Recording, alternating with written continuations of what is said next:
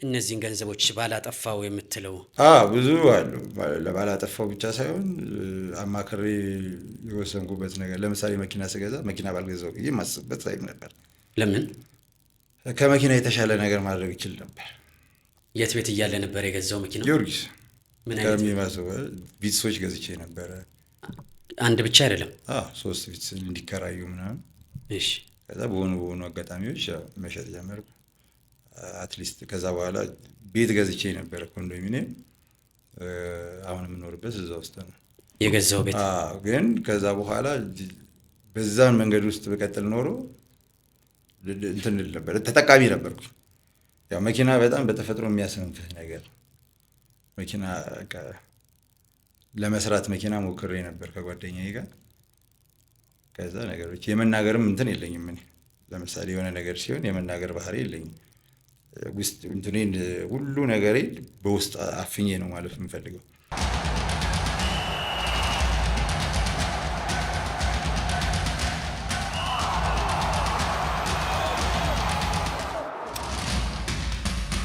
ጤና ይስጥልኝ ክቡራትና ክቡራን፣ በያላችሁበት እንደምን ቆይታችኋል? ይህ 7ኛ ፖድካስት ነው። እኔ ሱራፌል አሸናፊ። የዛሬ እንግዳይ ደግሞ ሚስተር ሁለገብ፣ በኢትዮጵያ እግር ኳስ ከተመለከትናቸው ድንቅ የግራ እግር ተጫዋቾች መካከል አንዱ የሆነው፣ በግራ እግሩ የፈለገውን ተአምር መስራት የሚችለው ያ ጎበዝ፣ ያ ጀግና ተጫዋች ኦሪጂናሉ ያሬድ እዚህ 7ኛ ደርሷል። ያሬድ ዝናቡ የዛሬ እንግዳይ ነው። ይህንን ቆይታችንን ሰብስክራይብ፣ ላይክ እያደረጋችሁ እንድትጀምሩ በታላቅ ትህትና ጠይቃችኋለሁ። በያላችሁበት መልካም ጊዜ ይሁንላችሁ። ያሬድ አለ ብለን እንጀምር እስኪ።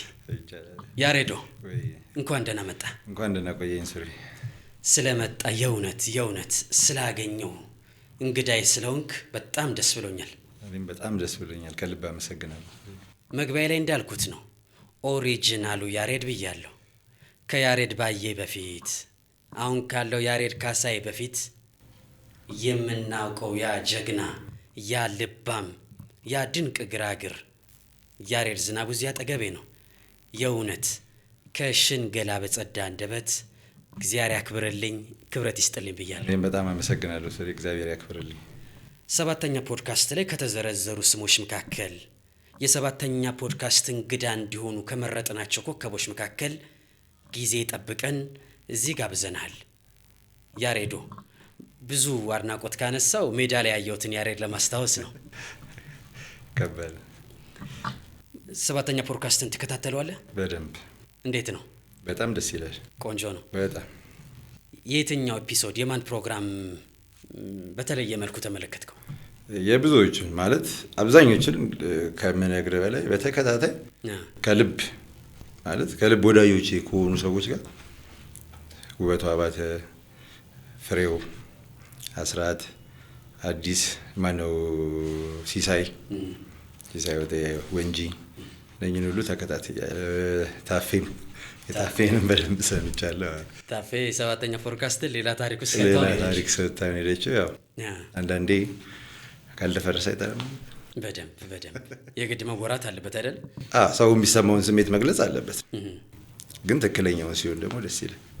ፖድካስቱ ለምን ወደድከው ግን?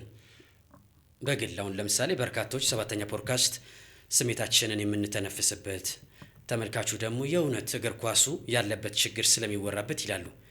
ያ ጀግና፣ ያ ኮከብ ተጫዋች ያሬድ ዝናቡ 7ኛ ፖድካስትን ለምንድን ነው የሚወደው? ያው አንደኛ ስሜትን የምትገልጽበት ነው። ማለት ብዙ ጊዜ ሚዲያ በህዝብና በአንተ መሀል ያለው ሚዲያ ነው። ምናልባት የሆነ ከሆነ ነገር ካለህበት የስራ ወጣ ስትል ልታሳውቅ የምትችለው በሚዲያ ነው። ይሄ የታወቀ ነገር ነው። በተለይ ደግሞ ሀሳብን የምትገልጽ፣ ሌላ ሰው የሚያስበው መንገድ ሌላ ነው፣ እውነታው እኔ ጋር ነው ያለው። ያን የምገልጽበት መንገድ ስለሆነ በተለይ 7ኛ ፖድካስት ብዙ ጊዜ ብዙ እውነታዎችን ይዞ ሲያከራክር፣ በይበልጥ ሲከራከሩም በደንብ ያየሁበት የተረዳሁበት፣ ማንጋ እውነት እንዳለ ራሴ የፈረድኩበት ነገር ስለሆነ ይሄ ደግሞ በጣም ደስ ይላል። እንደዚህ አይነት ነገሮች በደንብ ከተለመዱ ፖዚቲቭሊ ካየናቸው፣ ያም ሰው ችግር ያለበትም ሰው በፖዚቲቭ በቀና መንገድ ከወሰደው ለእግር ኳሳችን የተሻለ ነገር ይሆናል ብዬ ገምታለሁ። በድጋሚ ያሬዶ የእውነት ስለመጣ እንግዳይ ስለሆንክ ከልብ ከልብ አድርጌ ያመሰግናለሁ። ቆይታችንን ከየት እንጀምር መሰለ? 7ኛ ነው ያለነው። አንድ ታክሲ የአውቶቢስ ተራ ታክሲን እንያዝና አውቶቢስ ተራ መናሪያ ውስጥ ገብተን ሞጆ ሞጆ በሚለው አንድ ሃይሩፍ ወደ ሞጆ እንሂድ እስኪ። እሺ ያ ኮከብ ያ ጀግና ግራኝ ተጫዋች ያሬድ ዝናቡ ተወልዶ ያደገው ሞጆ ነው። በሚገባ 7ኛ ፖድካስት ያሬድ ዝናቡን የሞጆ ከተማ አምባሳደር አድርጋ ሾመችው እንበል እስኪ። እስኪ በምናብ ወደ ኋላ ወደ ሞጆ ወሰደን እስቲ። ሞጆ ምን አይነት ከተማ ናት? ምን አለ? እንዴት ያለ እድገት ነበር? እስኪ ባክህን። ያው ሞጆ ባይዘው በጣም ደስ የምትል ከተማ ናት። ምንም ነገር ፈልገህ የማታጣበት ቦታ፣ ለስራ ምቹ ነች። ያለውም ሰው ቀና ነው። በቃ ኬትምና ኬትም ትንበል ሁሉም ሰው ያስተናግዳል። ለእኔም ደግሞ በጣም ትልቅ ክብር፣ የሞጆ ልጅ መሆኔ በጣም ነው የምወደው። ሞጆም የሚል ስም ቅጽል ስም ነው ያለኝ። ሞጆ ነው የሚባለው። አዳማ ላይ ስጫወት ያሬድ ሞጆ ነው የሚባለው። በዛ መጠራት ራሱ ደስ ይላል። የትውልድህ ቦታ ሲሆን ከዛ መሀል ከኔ የተሻሉ በጣም ብዙ ልጆች ነበሩ። እነሱ መውጣት ሲገባቸው እግዚአብሔር ከዛ መሀል አውጥቶ ደግሞ ትልቅ ነገር ስላደረገልኝ በጣም ደስተኛ ነኝ እና ሞጆ ምንም ነገር መተህ የምታጣው ነገር የለም። በጣም ደስ ይላል። ሐዋሳ ዩኒቨርሲቲ ነበር የተማርኩትና ወደ ሐዋሳ ስንሄድ ሞጆ ላይ ትዝታዎች አሉኝ። በተለይ ጥሬ ስጋ ምናምን ይታወቃል አይደል? በደንብ የሞጆ ጥሬ ይለያል ነው? እንዴት ነው? በቃ ደስ ይላል። እኔም በስጋ ነው ያደግኩት። አባቴም ስጋ ቤት ነበረው። የታወቀ ስጋ ቤት አለው። ነፍሱን ይማረውን በሕይወት የለም እና በስጋ ትታወቃለች አሁንም ድረስ ማለት ነው። አሁንም ትልልቅ እናንተ የስጋ ቤቶች ምናምን በጣም ይታወቃሉ። ደስ ይልሃል ማለት ይለያል ከሌላው ሀገር ጥሬው የሳር ከብቶች ስለሚበዙኛ ጋር። ስለዚህ የሞጆ ጥሬ የታወቀ የተለየ ነው ማለት ነው። አሳም በደንብ አለ። አሳም አለ እንዴ? አለ፣ አሳም አለ። ቅርብ ስለሆነ ዝዋይ ብቻ ከቆቃ የሚመጡ አሳ አሉ። ኦኬ። አሳ ቤቶች ሙሉ አሳ ቤት ይባላል። ትልቁ በጣም የታወቀ አሳ ቤት ነው። ያሬዶ ለማሟሟቅ ያህል ወደ ሞጆ ሄደን በትዝታ ሞጆን አስተዋውቀናል። የሞጆ ከተማ አስተዳደር ይህንን ፕሮግራም እየተመለከተው ከሆነ አምባሳደር አድርጎ እግረ መንገድ ያሬዶ ጋር እንዲደውል ነው ጥሪያችን የምናቀርበው። ወደ እግር ኳሱ ሰፈር እንሂድ። ያሬድ ዝናቡ ሁለገብ ነው፣ ያሬድ ዝናቡ በአይምሮ ነው የሚጫወተው የሚባል ነገር ይነሳል። እሱን ጉዳይ ከማንሳታችን በፊት ግን ለዚህ ትውልድ ያሬድ ዝናቡ ምናልባት የማያውቀው የዚህ ትውልድ ካለ አሁንም ወደ ኋላ መለስ ብለን የት ቡድን ተጫወት? እስኪ ስሞቹን እናስታውሳቸው። ያው በትልቅ ደረጃ በዋናው ክለብ ደረጃ ከሞጆ ሴንትራል የሚባል ክለብ አለ። እሺ። አጋጣሚ ያጎራባች ውድድር ያኔ 16 ዓመት ልጅ ነበር። 16 ዓመት ሊሞላኝ አካባቢ። እሺ። አዳማ ዋናው ቲም ገባን። እሺ። እዛ ውድድር ነበር። ነፍሱን ይማረው ተስፋዬ ገብሩ ውድድሩ ላይ ያየኛ አዳማ ገባው። እኔ 3 ልጆች ነበር የተመረጥነው። እኔ አብድራዛቅ ናስር የሚባል ልጅ አለ፣ አዲስ በቀለ አለች። እሺ። የሞጆ ልጆች። ከዛ 3ታችንም አዳማ ተያያዝን። እኔ እዛው ቆየው፣ እነሱ ወደ ሙገርቢ ተመልሰው እንዲጫወቱ ተደረገና አዳማ ተጫወትኩኝ። ከአዳማ ቅዱስ ጊዮርጊስ፣ ከቅዱስ ጊዮርጊስ ደደቢት፣ ከደደቢት ፋሲል ተጫውቼ ፋሲል ነው ያቆምኩት። ከፋሲል በኋላ የያሬድ ዝናቡ የሚለው ስም በኢትዮጵያ ሚዲያዎች ብዙ አልተጠራም። ያሬድ ዝናቡ ለምንድን ነው ከእግር ኳስ የወጣው የሚለውን ጉዳይ በትልቁ አሁን ድረስ ብዙዎች መስማት የሚፈልጉት ምላሽ ነው። ዛሬ ከባለቤቱ አንደበት እንሰማለን። አሁንም ወደ ቀደመ ነገራችን እንመለስ። እኔ እንደ ስፖርት ጋዜጠኛ፣ ሌሎችም ባልደረቦቼ፣ እግር ኳስ አካባቢ ያሉ ሰዎች የያሬድ ዝናቡን ኳሊቲ ያውቁታል። እንዲህ ያለ ግራኝ ተጫዋች ነበር ብለው ይመሰክራሉ። እስኪ ካንተ አንደበት ልስማው። እንዴት ያለ ተጫዋች ነበርክ? ኳሊቲ ምን ነበረ? እስኪ በራስ አንደበት ራስን አወድሰው እስኪ። ከራስ ይልቅ ሰው ሲያወድስህ ደስ ይላል። ያለን ኳሊቲ ሲገልጽልህ ደስ ይላል። እውነቱን ለመናገር ብዙ ጊዜ ያለኝን ኳሊቲ አውጥቼ እጫወታለሁ። አንደኛ ካለኝ ኳሊቲ ከራሴ እንትን የምለው ነገር የማስበውን ነገር ነው ሜዳ ላይ መተግበር የምፈልገው። አይምሮዬ የሚያስበውን ነገር ማድረግ የሚገባኝን ነገር ጎል ለማግባት የምፈልገው ነገር የሆነ ነገር ከሆነ ያ ነገር ቢበላሽብኝ ደግሜ እሞክራለሁ። በዚህ በራሴ ኳሊቲ በጣም አይምሮዬ የሚያስበውን ነገር ሜዳ ውስጥ አይምሮዬ የሚያስበውን ነገር ለመስራት ወደ ኋላ አልልም።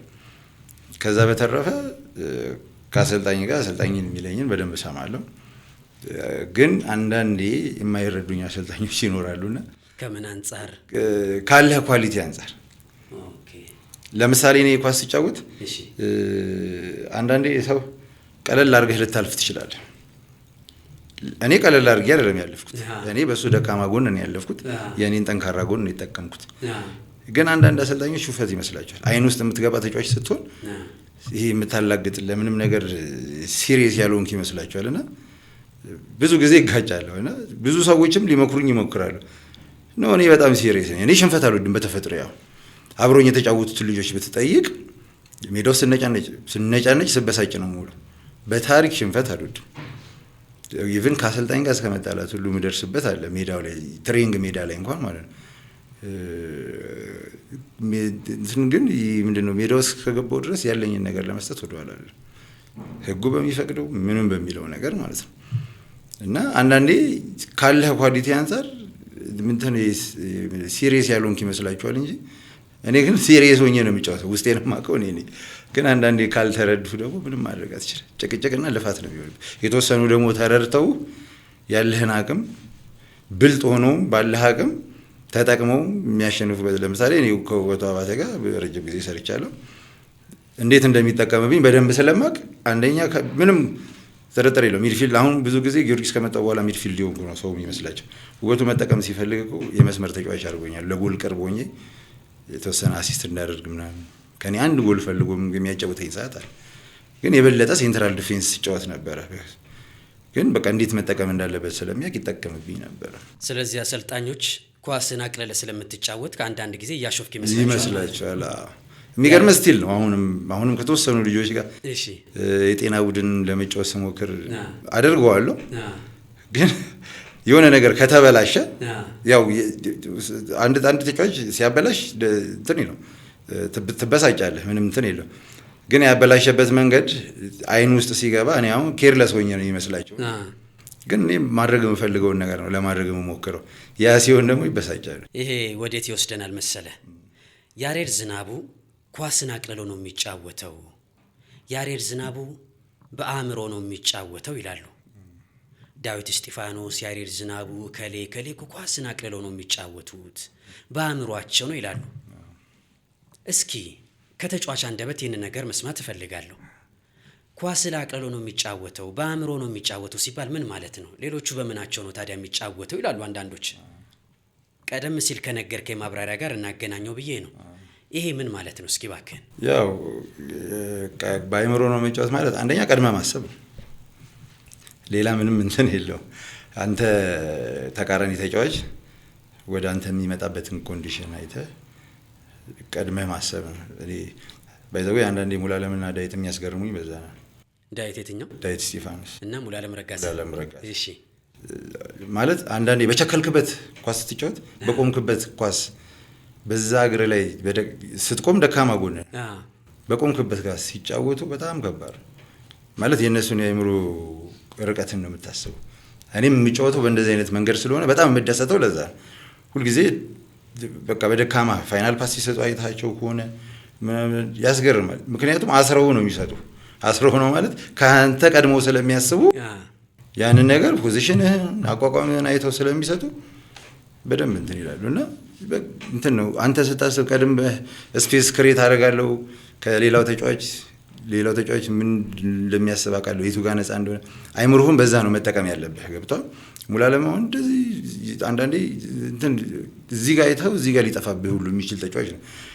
ዳዊትን በእርግጠኝነት ቀማዋለሁ ብለህ ሄደህ ስሩ ፓስ አስሮ የሚሰጥ ስሩ ፓሶች አሉ። ያ ነው በአይምሮ መጫወት። ስለዚህ ከሌላው ተጫዋች ቀድሞ ማሰብ አንዱ እሱ ነው። ሁለተኛ በአይምሮ ምንም እንደማይከብድ መጫወት። አይምሮውን ከተጠቀምክ ሌላ ፊዚካሊ ያለውን ነገር ከአይምሮ ጋር ስታዋወደው ምንም እንትን የለውም። ግን አንዳንዴ በቃ ፊዚካሊ ፊት ስለሆንክ ብቻ ሄደህም ስትላተም ቲምህንም ስትበጠብጥ ነው የምትሉ። ለዛ የሞጆ ብላቴና አንድ እድል መጣለት። በኢትዮጵያ እግር ኳስ ቀዳሚ ከሚባሉት ቡድኖች መካከል አንደኛው የቅዱስ ጊዮርጊስ ስፖርት ማህበር ያሬድ ዝናቡን ሊያስፈርም ሆነ። ከፊርማው በፊት ወደ ሜዳ ከመግባታችን በፊት ስሜት የምትለዋ ነገር ዋጋ ያላት ይመስለኛል በህይወታችን ውስጥ። ያ ብላቴና ያ ከሞጆ የተነሳው ኮከብ በጣም በአጭር ጊዜ ውስጥ ቅዱስ ጊዮርጊስ ደጃፍ ላይ ሲቆም ስሜቱ እንዴት ያለ ነበረ? 2002 ክረምት ላይ ነበር የፈረምከው። እስኪ ባክን ስሜቱን አጋራኝ እስኪ በትዝታ። ያው ጊዮርጊስ በጣም ትልቅ ክለብ ነው። ያው እንደምታውቀው መጀመሪያ ሲጠይቀኝ ራሱ በመመለስ አዳማን ስለምወድ ተመልሻለሁ። ፈርሜ ለ2 ዓመት ማለት ነው። ቃልም ገብተውልኛል ከ2 ዓመት በኋላ መልሼ እንደሚጫወት። ከዛ በኋላ ሲያነጋግሩኝ ደስ ብሎኛል ነው። መጀመሪያ ስመጣ በደስታ ነው የተቀበሉኝ ማለት ነው። ግን ከዛ በፊት ምንድነው አዳማ ሆኜ ብሔራዊ ቡድን ስመጣ በጣም ቅርርብ የነበረኝ ከጊዮርጊስ ልጆች ጋር ከሳምሶን ሙሉጌታ ጋር፣ ሳሚ ፊሊክስ ከአሉላ ግርማ ጋር፣ መሐመድ ካኑ፣ አቤጋ፣ አንዱዓለም ንጉሴ ከነሱ ጋር በጣም ግንኙነት ስላለ ስለ ጊዮርጊስ ባህሪ በቃ ዋናዎቹን እዛ ስላገኘኋቸው ስገባ ነገሮችን አቅለውልኛል። ይጀነጅኑ ነበር እኛ ጋር በትመጣ ምናምን። እንደምመጣም እርግጠኛ ነበሩ ማለት ከማወራቸው አንፃር እነሱም ከሚያወሩኝ አንፃር ስጓጓ በቃ ማለት ቤተሰባዊ ነገር አለው ጊዮርጊስ። በጣም የሚገርም በቃ አንዴ እንትን ካልክ አይወጣም ከውስጥ። የምሬ ነው የምነግርህ። ጊዮርጊስ ስቲል ከውስጥ የማይወጣ ቲም ጊዮርጊስ እና በጣም ትልቅ ነው። እነኛ ልጆች ጊዮርጊስ ስገባ በጣም አቅለውልኛል ማለት ጫናውን ማለት ነው። ግን በዛኑ ልክ ደግሞ ጫናም እንዳለው አቅ ነበረ። ለምሳሌ ማሸነፍ የለመደ ቲም ነው። የትኛውንም ቲም ዶሚኔት አድርጎ ማሸነፍ የለመደ ቲም የሆነ ነገር ዳውን ቢያደርግ በጣም ከባድ ነገር ነው። ያ ስለሆነ ትጠነቀቃለህ። ጥሩም ካልሆንክ ከባድ ነው። ለምሳሌ በዛን ዋጋ መተህ ያን ያህል ተከፍሎ ትልቅ ተጫዋች ነህ ተብሎ ቦታ ተሰጥቶ መተህ ጥሩ ማትሆን ከሆነ ከባድ ነው። ስመጣ ቻሌንጅም እንደሚኖር አቅ ነበረ። ምክንያቱም በወቅቱ የነበሩት ዲፌንሶች ሳሚ ፊሊክስ፣ ደጉ፣ አሉላና አበባው ናቸው። ባክፎሩ ማለት ነው። እነኛን ሰብረህ ለመግባት ከባድ ነው። ያንን አምኜም ነው የገባሁት። ከዛ በኋላም ለመስበር ሞክሬም ነበር። ግን አጋጣሚ ፈረንጅ አሰልጣኝ ልክ የፈረምኩ ዓመት ጊዮርጊስ ብሔራዊ ቡድን ፈረንጅ አሰልጣኝ ኦኔራ የሚባል ጥቁር አሰልጣኝ መጥቶ ነበረ እንግሊዝ። ከዛ ትሬኒንግ ላይ ሳይ ዲፌንስ ነው መሆኑ ምናምን ብዬ ዲፌንስ ላይ የማደርገውን ነገር ያህል እና ሌላ ቦታ የት ቦታ ተጫወታለሁ ምናምን ብዬ ላይ የመስበር ተመላለሽ ፉልባክ ምናምን ብዬ አልኩት። ከዛ ሚድፊልድ ተጫወተህ ታውቃለህ ምናምን አለኝ። አላውቅም ግን ቢጫወትም ግድ የለኝም አልኩት። የተወሰነ ትሬኒንግ ሞከረኝ ማለት ነው።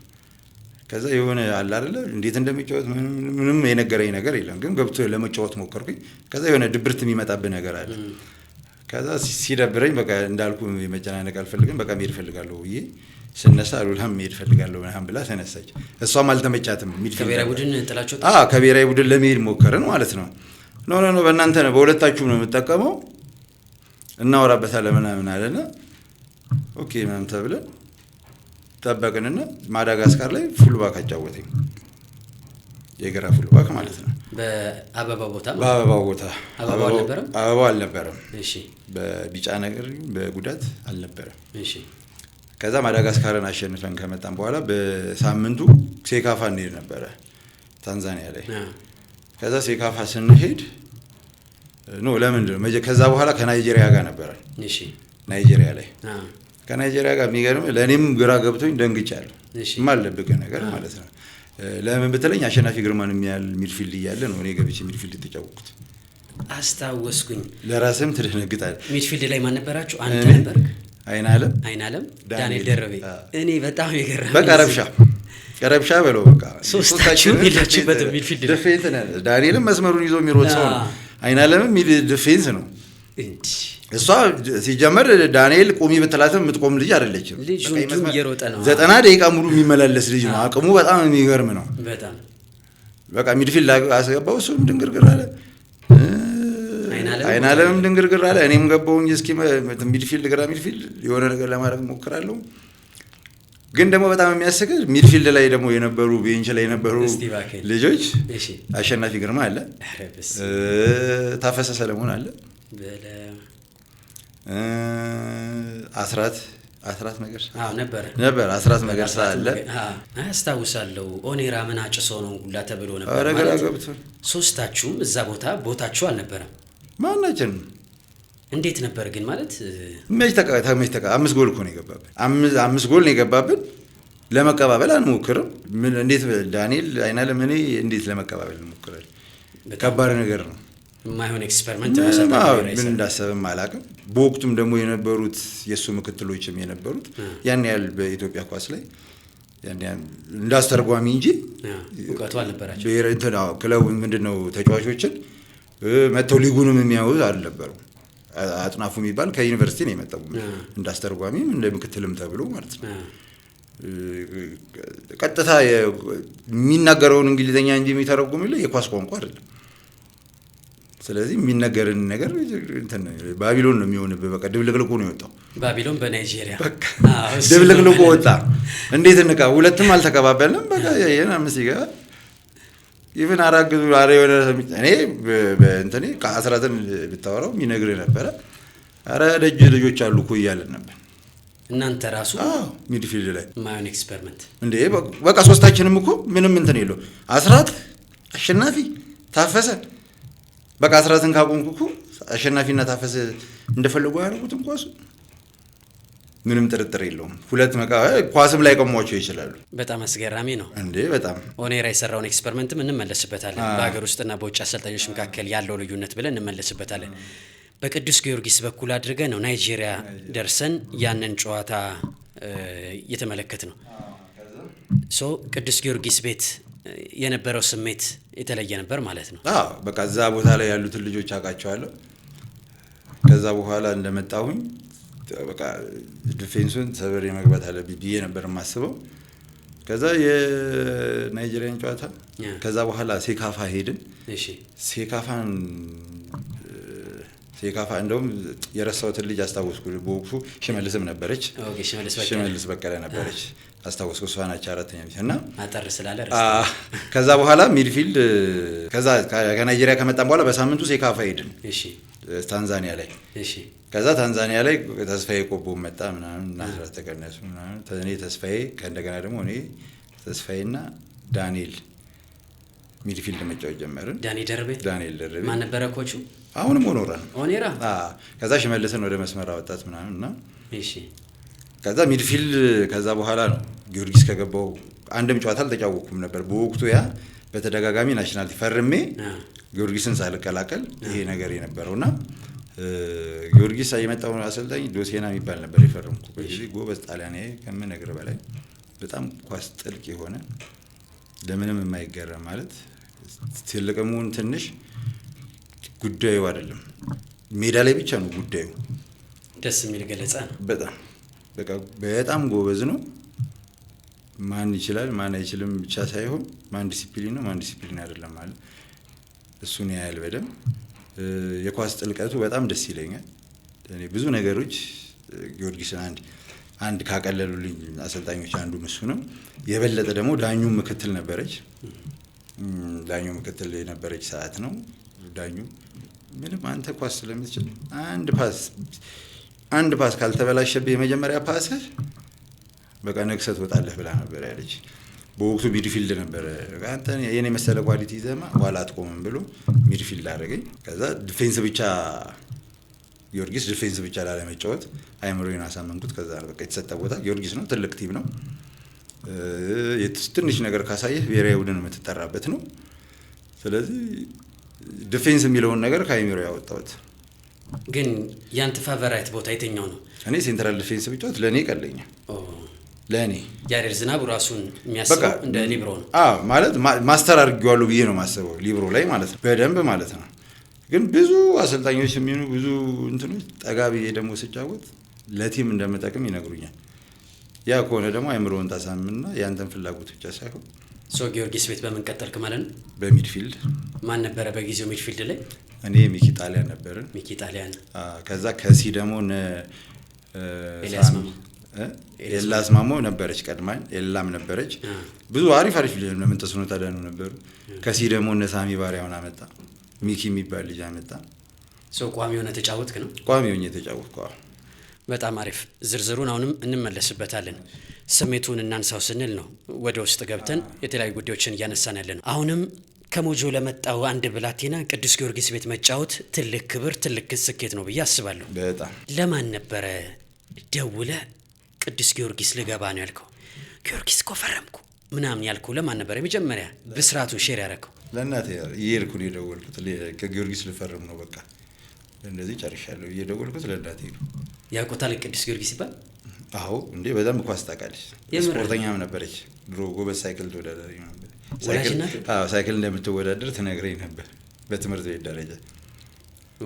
ነቃ ያሉ እናት ናቸው ማለት ነው። በጣም ሰው ቅዱስ ጊዮርጊስ ምናምን የሚለውን ይለዩት ነበር ማለት ነው። እንዴ በደንብ ኳስ በደንብ ነው የምትለየው። በደንብ ትከታተላለች። ምርቃታቸው መቼም አይጣል። በስመ አብ ከሚገባው እግሮች ምን ያደርግልሃል? ይባርክ ነው በቃ። እና እሷም አባቷ እዚህ ደረጃ ደርሼ የኔ አያት ጊዮርጊስ ሲጫወት ቢያይ ደስ ይላት ነበረ። በጣም ምኞቷ ነበረ። ግን ያው በጣም ደስ የሚል ተሰሰን። ትልቁ ቅዱስ ጊዮርጊስ ለያሬድ ዝናቡ 2002 ላይ በዛ ክረምት በዛ ብርዱን የሚያስረሳ እንዴት ያሉ ቁጥሮች በአይኖች ወደ ቼኩ ተመለከትክ? የተሰጠኝ 220 ሺህ ብር አካባቢ 220 ሺህ ብር በወቅቱ በጣም እንትን ነበረ። ያው ከዛ በኋላ 30 ሺህ ብር አቶ አብነት ሲመጡ እንደሚጨምሩልኝ ተነግሩኝ። 30 ሺህ ብር 250 ሊሆን ማለት ነው። 250 ሺህ ብር ነው የተሰማማሁት። 250 ሺህ ብሩ ላይ ከክለቡ 220 ሺህ ብር፣ ከዛ 30 ሺህ ብሩን አብነት ተጨመረ። ከዛ በኋላ ከሆነ ጊዜ በኋላ ተጨመረ። በአግባቡ ረጅም ጊዜ በስራ ምክንያት ከሀገር ውጭ ነበሩ። ከዛ በኋላ ሲመጡ ያው ቃላቸው ስለሆነ አይረሱም። 2002 ክረምት ከሚሊኒየሙ ማግስት ገንዘባችን በጣም አቅም የነበረው በጣም ትልቅ ገንዘብ ነው። 220 ሺህ ብር እነ ቪትስ እነ ኮሮላ በጣም 100 ምናምን ሺህ ብር አይደለም ቪትስ። በጊዜው ያሬድ ዝናቡ ያንን 220 ሺህ ብር የት እንዳደረገው ማወቅ እንችላለን? አዎ ቀላል ነው። እሺ ለእናቴ ነው መኪና ሚኒባስ የገዛሁት። ምን ገዛ? ሚኒባስ ፋይፊልድ 220 ሺህ ብር በ200 ምናምን ሺህ ብር ሚኒባስ ለቤተሰብ በቃ ለፋሚሊ ሚኒባስ ገዛሁኝ ነው የሰጠሁት። ምንም እንትን የለውም። ያው መጀመሪያም ታርጌት አድርጌ ያንን ነበር ያሰብኩት። አለ ያ ሚኒባስ አሁን አለ ማዘር የምጠቀምበት። እስኪ እባክህን እንዴት ያለ ምርቃት መረቁ ማለት በፊርማ ፋይፊልድ ስንት ነበር የተገዛው ግን? 210 ሺህ ብር 10 ሺህ ብቻ ተረፈች ማለት ነው። እሷ ደግሞ ለምርቃት የመጠጣ ምናምን እዛው ስም ማዞሪያ አንድ ቤተሰብ ነው የማይጠለ ቤተሰብ ነው አይደለም። በአጋጣሚ መስርተው አስበህበትም መስርተው ትዳር ውስጥም ግባም እንተማተበል የፈለገ ዱርዬም ብትሆን የፈለገ ነገር ያህልም ብትሆን ቤተሰብ እስከ መሰረት ድረስ ቤተሰብ ሁሌም ቤተሰብ የምን ነው ማሰብ እመቤቴን በቃ ልብ የሚያሞቅ በጣም ደስ የሚል አፍተሮል ቤተሰብ ነው አይደለም። ምንም ብትወድቅም የሚያነሳ ከስኬትም ከውድቀትም ጎን የሚሆን ቤተሰብ ነው የምትመሰርተው ቤተሰብ ሌላ ማንም አይደለም። ስለዚህ ማዘር ደስ አላቸው ያቺ ሚኒባስ ፋይፊልድ። የገንዘቡን ጉዳይ በዚህ እንትን ካልን ወደ ውስጥ ደግሞ እንግባ እስቲ። ቅዱስ ጊዮርጊስ ስፖርት ማህበር ትልቅ ቡድን ነው። በጊዜው ያ ክረምት ላይ ከአንተ ጋር የፈረሙ ተጫዋቾች ነበሩ ወይስ? ጊዮርጊስ ላይ 2002 ክረምት ብቻ ነው የፈረሙ። አቤጋ ተመለሰ ሄዶ ነበረ። ኦኬ ተመለሰ። ፊት ነበር ለቆ የነበረ ሰበታ ፈርሞ እንደገና ድጋሚ ፈረመ። 20 ቁጥር ለምን መረጥክ? ከዛ ፊት አዳማ ቤት የምትለብሰው ነው ወይስ ለምንድን ነው ጊዮርጊስ ስትገባ 20 ቁጥር? አዳማ ቤት 4 ቁጥር ነው። 4 ቁጥር ነው በጣም ነው የምወደው መልበስ። ፌቨራይት ቁጥር ነው? ከልጅነትም ጀምሮ ሞጆ ላይም ሲጫወት 4 ቁጥር ነው ለብሰው። እሺ። ስመጣ ደግሞ ጊዮርጊስ እና አበባው ነበር 4 ቁጥር የሚያደርገው፣ ሲኒየር ነው እሱም 4 ቁጥር ወዳጅ ነው። በብሔራዊ ቡድንም ከኔም በክለብ በብሔራዊ ቡድንም ሲኒየር ነው 4 ቁጥር ነው የሚለብሰው። ጊዮርጊስም 4 ቁጥር ስለሆነ ግዴታ ደግሞ ማክበር አለብህ። 20 ቁጥር ደግሞ እንትና ዳዊት መብራቱ የለበሰው ስለሆነ ደስ ይለኛል። ገዳዳው የገዳዳው ማሊያ ስለነበር ሲጫወትም ደስ ስለሚለኝ ዳዊት መብራቱ ገዳዳው ምናልባትም በኢትዮጵያ እግር ኳስ ከተመለከትናቸው በጣም ድንቅ ተጫዋቾች መካከል አንዱ ነው። ተጫዋች እስኪ ባንተ አንደበት ብናስታውሰው ደስ ይለኛል። በስመ አብ የግራ መስመር ማን አለ ከሱ በላይ አይደለም? እኛም ተጫውተናል፣ ሌላም ግራኝ ተጫዋች ተጫውተናል። ስቲል እንኳን አላገኘውም። ልቡ ብቻ ይበቃል። ሌላ ኳስ ኳሊቲውን ቶ ልቡ ለምን የሰማይ ስባሪ። የውጭ ጨዋታ ደግሞ በተለይ ብታየው እኮ ደስ ይላል። አዲስ አበባ ስቴዲየም አይደክመው፣ ኳስ ይችላል፣ ደፋር ነው እንዴ! በጣም ዳዊት በጣም ከሚገርም በላይ በጣም ጎበዝ ተጫዋች። አሁን በሀገር አሜሪካ ነው የሚገኘው። ዴቭ ባለበት ሰላሙን ለማለት ያህል ነው። የሚችል ሰው ሲወደስ በጣም ደስ ይላል። ቅዱስ ጊዮርጊስ ቤት ጥሩ ጊዜዎችን አሳልፏል። በዋንጫ የታጀበ ጊዜን አሳልፏል። ሁለት ስሜቶች ግን አሉ። ያሬድ ዝናቡ በተጠበቀው ልክ ቅዱስ ጊዮርጊስን አገልግሏል የሚሉ አሉ። አንዳንዶች ደግሞ ያ አዳማ ቤት እንደፈለገ ኳስን የሚያደርገው ያሬድ ዝናቡ በተወሰነ መልኩ ቅዱስ ከቦታም ይሁን ጫናውም ይሁን በአንድም በሌላም ቅዱስ ጊዮርጊስ ቤት ያሬድ ዝናቡን እንደጠበቅ ነው አላገኘ ነው የሚል ሀሳብ ይነሳል። ምን ትላለህ? ያው ለሰው የሚመስለውን አላውቅም እንጂ አዳማ ቤት ብያለሁ። አዳማ ቤት ካፕቴንም ነበርኩ። አንደኛ፣ ሁለተኛ የምሰለፍበትን ቦታ የምፈልግበት ቦታ ነው። ደስ የሚለኝ ቦታ ነው። ሶስተኛ ኃላፊነቴን በደንብ እወጣለሁ ብዬ ኃላፊነት ተሰጥቶኝ ነው እዛ ጋር እንትን የምለው። ሌላው ደግሞ ከምንም በላይ ያው ጊዮርጊስና አዳማ አንድ አይደለም። ሌላ ምንም እንትን የለውም ጊዮርጊስ ውስጥ። አዳማም ትልቅ ክለብ ነው። ብዙ ኳስ ተጫዋቾች፣ ጎበዝ ተጫዋቾች በዛ ውስጥ አልፈዋል። ጊዮርጊስ ስትመጣ ደግሞ ሻምፒዮን ኢትዮጵያ ላይ አሉ። በቃ በኳስ ጥግ የደረሱ ኳስ ተጫዋቾች ያለፉበት ነው። ከእነሱ ተርታ ለመሆን መታገል ግድ ይላል። ስትታገል ደግሞ በሚፈልገው ቦታ ሊሆን ይችላል። ያ ቦታ ቢሰጠኝ ምናልባት አሳያለሁ ብዬ አሁን ሴንትራል ዲፌንስ ብጫወት በእርግጠኝነት ከሚገባው በላይ አሳያለሁ ብዬ ገምታለሁ። ግን ደግሞ አንድና አንድ መጫወትን ብቻ ነው የምፈልገው። ለመጫወት እኮ 1 ዓመትም ፈጅቶብኛል። አዳማ ጊዮርጊስ ቤት ሚድፊልድ ላይ በጣም ማስተር ለማድረግ 1 ዓመት በጣም ፈጅቶብኛል። እንደውም ከጎኔ የነበሩት እነ ሚኪ ጣሊያን እያበረታቱኝ ስለሆነ እንደምን ተስኖት ምናምን ጥሩ ነበሩ። እነሱ እንትን እያሉኝ እንዲህ ነው እያሉኝ ስለነበረ ነው እንጂ ያው ከባድ ነው ጊዮርጊስ ቤት ከባድ ነው። ሌላውን ተወና በ20 ደቂቃ ውስጥ እኮ ጎል ካላገባህ ንጭንጭ እንትን የሚል ሁሉ ይኖራል። ከመሀል የሚያጉረመርም ደጋፊ ሁሉ ይኖራል። ማለት እኔ እንጃ ምንም ነገር ስላላዩ ይሁን አላውቅም። ከበፊትም የሆነ ነገር ትንሽ ነገር ከወረድክ በቃ ሙሉ ለሙሉ ሁል ጊዜ 100% ይዞ የሚገባ ደጋፊ ነው የጊዮርጊስ ደጋፊ። ማሸነፍ 100% ይዘው ስለሚገቡ 1-2% ከአንተ ካለህ ኳሊቲ 22-25 ደቂቃ ሲቀራረው እኮ ነው የሚሉት። በየሰከንዱ ጎል ላይ ካልደረስ ቁጭ ብድግ ካላረካቸው እንትን ነው የሚሉ በጣም ጫና ውስጥ ነው የሚገቡት። ስለዚህ ያ ሁሉ ነገር እስክትለምደው ድረስ 1 ዓመት ፈጅቶብኝ። ስለዚህ ጊዮርጊስና አዳማ የሚለያይበት አንዱ ይሄ ነው። በሁለት አይነት መንገድ ነው። አንዱ ዲፌንስ ላይ አልተሰለፍኩም። ኢቨን ከተወሰኑ አሰልጣኞች ጋር ለመጨቃጨቅም ለመናገርም ሞክሬ ነበረ። ግን በቃ ሁሉም የሚለኝ ይህን ኳሊቲ ይዘህ ኋላ ለምን ትቆማለህ ነው። ከዛ በኋላ ነው አምኜ የሚድፊልድ መጫወት የጀመርኩት። ኢቨን ከዛ በኋላ የተወሰኑ ጌሞች አንድ ጌም ኢንተርናሽናል ጨዋታ ከሀገር ውጭ ሴንትራል ዲፌንስ ተጫውቻለሁ። ሌላ ሚድፊልድ ነው አብዛኛው ሚድፊልድ እና ከአጥቂ ጀርባ ምናምን። ግን ደግሞ አምኜበት ሲጫወትም የተሻለ ነገር ለመስራት ሞክሬያለሁ። በሁለተኛው ዓመት አዳነ ኮከብ ተጫዋች ሲሆን ብዙ አሲስቶች ያደረኩት እኔ ኮከብ ግባግቢ ሲሆን ማለት ነው። ያና የናዳነ ምገዛ አለ። ያው እንደዚህ ያንተ ኳስ እንደዚህ ነው ምናምን ሚድፊልድ እንድንጫወት ያው አጥቂም እሱ ስለሆነ ግድ ያሳምናል። ያንተን ይፈልጋሉ አጥቂዎች ሲሆኑ ስሩ ፓሶች ክሮሶች ምናምን ስለሚፈልጉ ያው ይህን ኳሊቲ ይዘህ ኋላ ከምትሆን እንደዚህ ለቲም እንደዚህ ትጠቅማለህ በሚል ኦኬ ብዬ ከዛ በኋላ አምኜ ነው መጫወት የጀመርኩት። ከዛ በኋላ ብሔራዊ ቡድን ስመጣ ሚድፊልድ ነው ኦልሬዲ በቃ ዲፌንስ የመጫወቴ ነገር እዛ ቦታ ላይ አበቃ። ያሬድ ዝናቡ ራሱን አሳምነው ሚድፊልድ ሆነ ማለት ነው። በቃ ከዛ በኋላ ነው ደደቢት የገባው ጊዜ።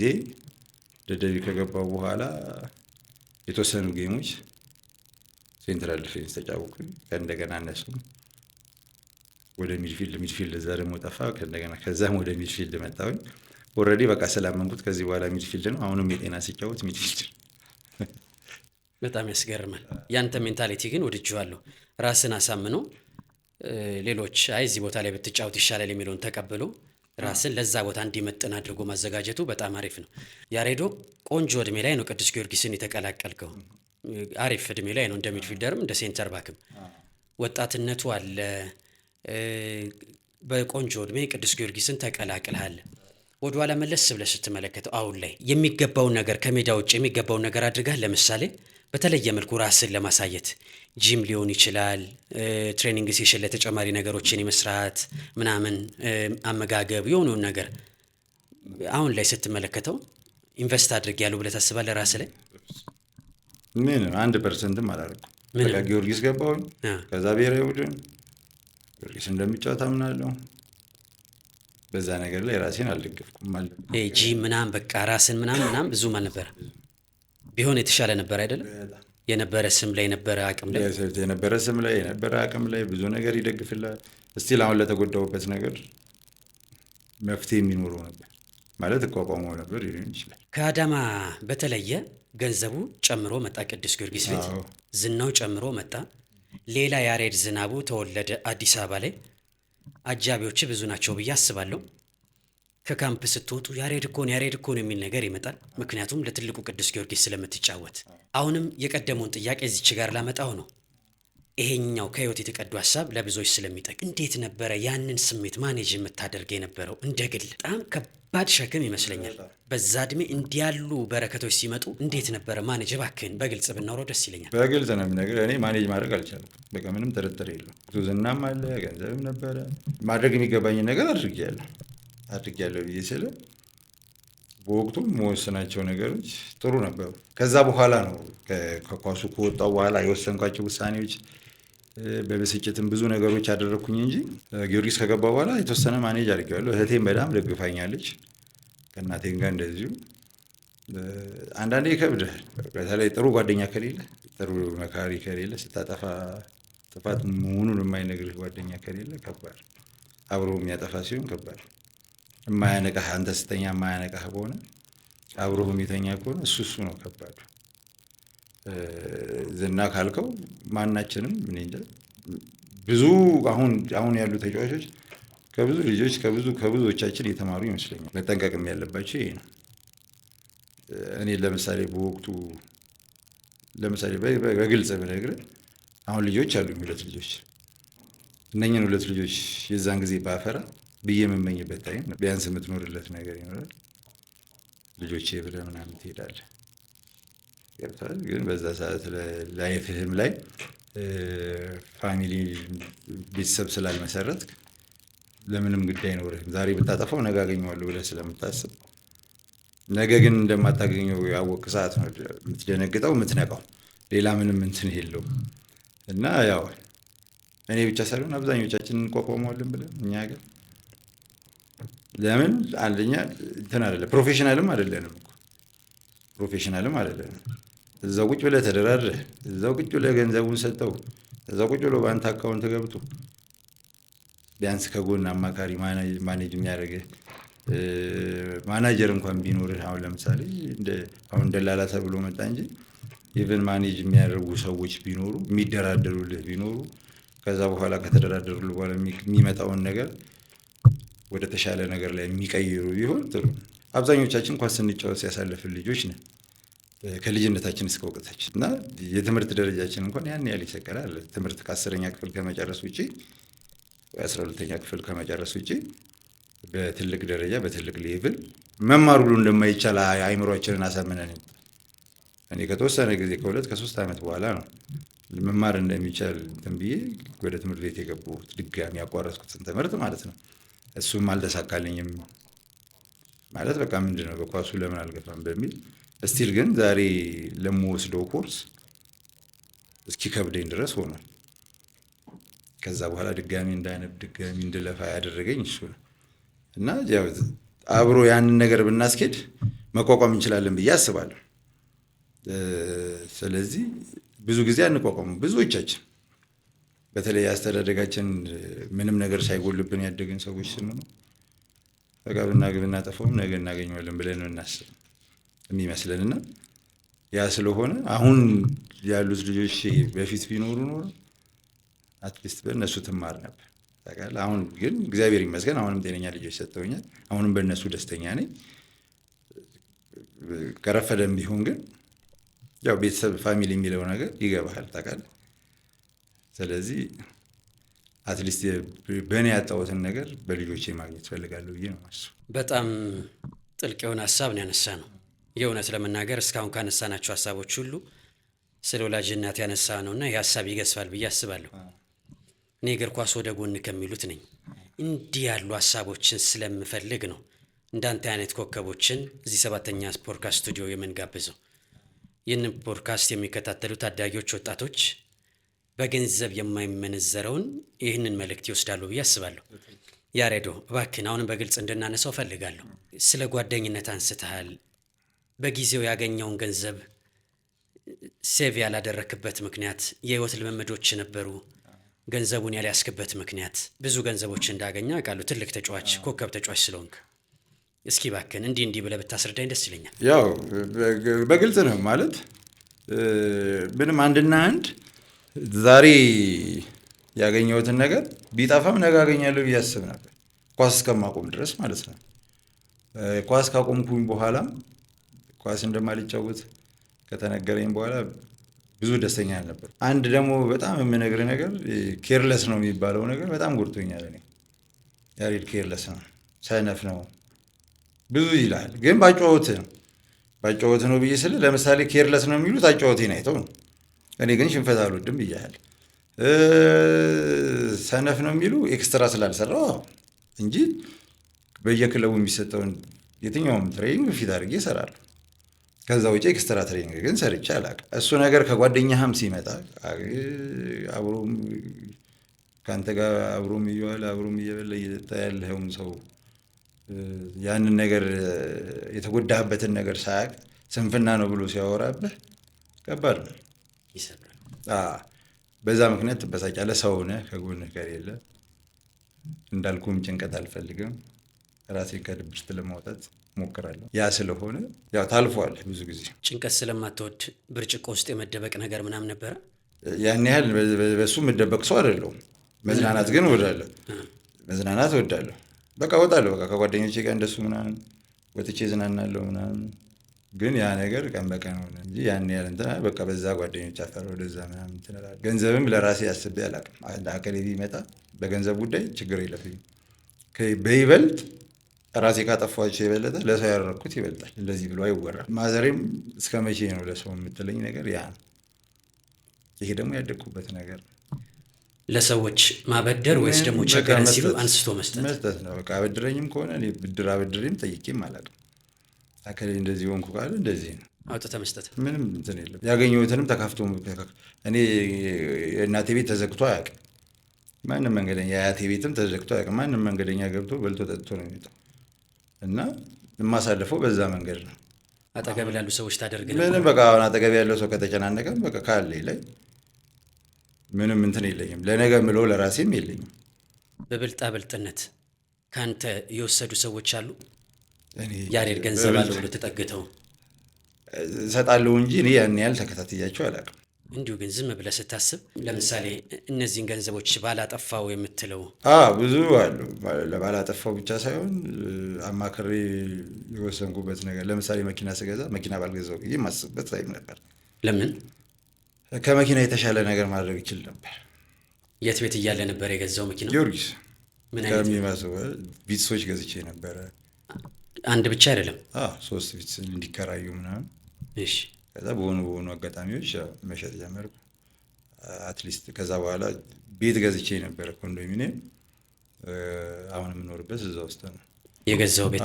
ግን ከዛ በኋላ በዛን መንገድ ውስጥ በቀጥል ኖሮ እንትን ነበር ተጠቃሚ ነበርኩ። ያው መኪና በጣም በተፈጥሮ የሚያሰንፍህ ነገር መኪና ለመስራት መኪና ሞክሬ ነበር ከጓደኛዬ ጋር። ከዛ ነገሮች የመናገርም እንትን የለኝም እኔ ለምሳሌ የሆነ ነገር ሲሆን የመናገር ባህሪ የለኝም። ውስጥ እንትኔን ሁሉ ነገሬ በውስጥ አፍኜ ነው ማለት የምፈልገው። ለማንም ማስረዳት አልችልበትም፣ ማስረዳትም አልችልም፣ አልፈልግም። ሁሌ የማስበው ምንድነው ከኔ መስጠት ነው የሚጠበቀው። ከዛ ተጠቅሞብኝም ከሆነ አስቦም በብልጣብልጥም ከሆነ እሱ ያን የገዛው ቤት አሁንም አለ ኮንዶሚኒየሙ ላይ የኖርክ ነው። አሁን እነዛ 3 ቪትዞች የገዛቸው ምን ሆኑ? በቃ በሆኑ አጋጣሚዎች የሆነ ስቸገር ምን ስል በቃ በሽያጭ ሸጬ እንትን ብዬ የሆኑ ስራዎችም ለመስራት ሞክሬ ነበረ። መኪና ሸጬ እንደ ግሮሰሪ ነገር ለመክፈት ሞክሬ ነበር እዛ ግቢ እንደ ሬስቶራንት ምናምን፣ እሱም ሳይሳካ ምናምን ብቻ ብዙ ነገር ሞክሬበታል። ከዛ በኋላ ነው አሁን ሁሉን ነገር እርግፍ አድርጌ ወደ ኮቺንግ ገብቼ ወደ ፕሮጀክት። በጊዜው ግን የቀን ወጪ ምን ያህል ነበረ ታስታውሰዋለህ? ገንዘብ ላይ አትሰስትም? እኔ የለም ዛሬን እንጂ ነገን ብዬ አላውቅም። የማልደብቅ ነገር ልጆች እስከመወልድ ድረስ ዛሬን መኖር ነበር ማስብ። እንዳልኩ ነው በቃ መጨነቅ አልፈልግም። አጠገቤም ያለ ሰው እንዲጨናነቅ አልፈልግም።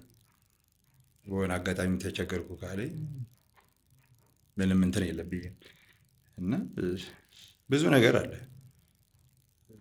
እኔ እንጃ ማንም አጠገቤም ተቸግሮ እንዲኖር ሰው አልፈልግም። ማለት እኔም ስቸገር የማስበው እንደዛ ነው። እንዳልኩ ብዙ ነገሮችን ዋጥ አድርጌ ነው ማልፈው እና ምንም እንትን አይለኝም። በቃ እኔ ከፈጣሪ ያገኘዋለሁ ነው የምለው ሁሌ። በቃ እንደዚህ ሆንኩ ሲል በቃ ማድረግ ካለብኝ አደርጋለሁ። አሁን ላይ ባለበት ሁኔታ ትናንት የደረስክላቸው ሰዎች፣ ትናንት እጅን የዘረጋህላቸው ሰዎች፣ ትናንት ዝቅ ባሉበት ጊዜ አለው ያልኳቸው ሰዎች፣ አንተ በተቃራኒው ምናልባት በአንድም በሌላም የእነሱን እጆች ስትፈልግ እነዛ እጆች ደረሱልህ? ከእናቴና ከቤተሰቤ ውጪ ያን ያህልም ብዙም አላገኛችሁ። በቃ ገንዘቡ ሲጠፋ እነሱም ጠፉ የሚባለው እንደዛ ይመስለኝ። ግን የተወሰነ ጊዜ የሆነ ስንገናኝ ሰላም እንባባላለን። በቃ ያለፈው አለፈ። በቃ ሌላ ሁሉ አጃቢዎች ዛሬ ያሉ ቢኖሩም እኔም አልፈልግም ከዚህ በኋላ ልጆቼ ስላሉ ያን ያህል እንትን አይደለም። በወቅቱ አድርግ ያለው ከዛ በኋላ ነው ያው ችግር አይደለ። በችግር ሰዓት ነው እኮ ሰውን የምታውቀው አይደል የሚባለው። እንዴት ነህ ኢቨን ታምሜ እንኳን ሕክምናዬን ሳደርግ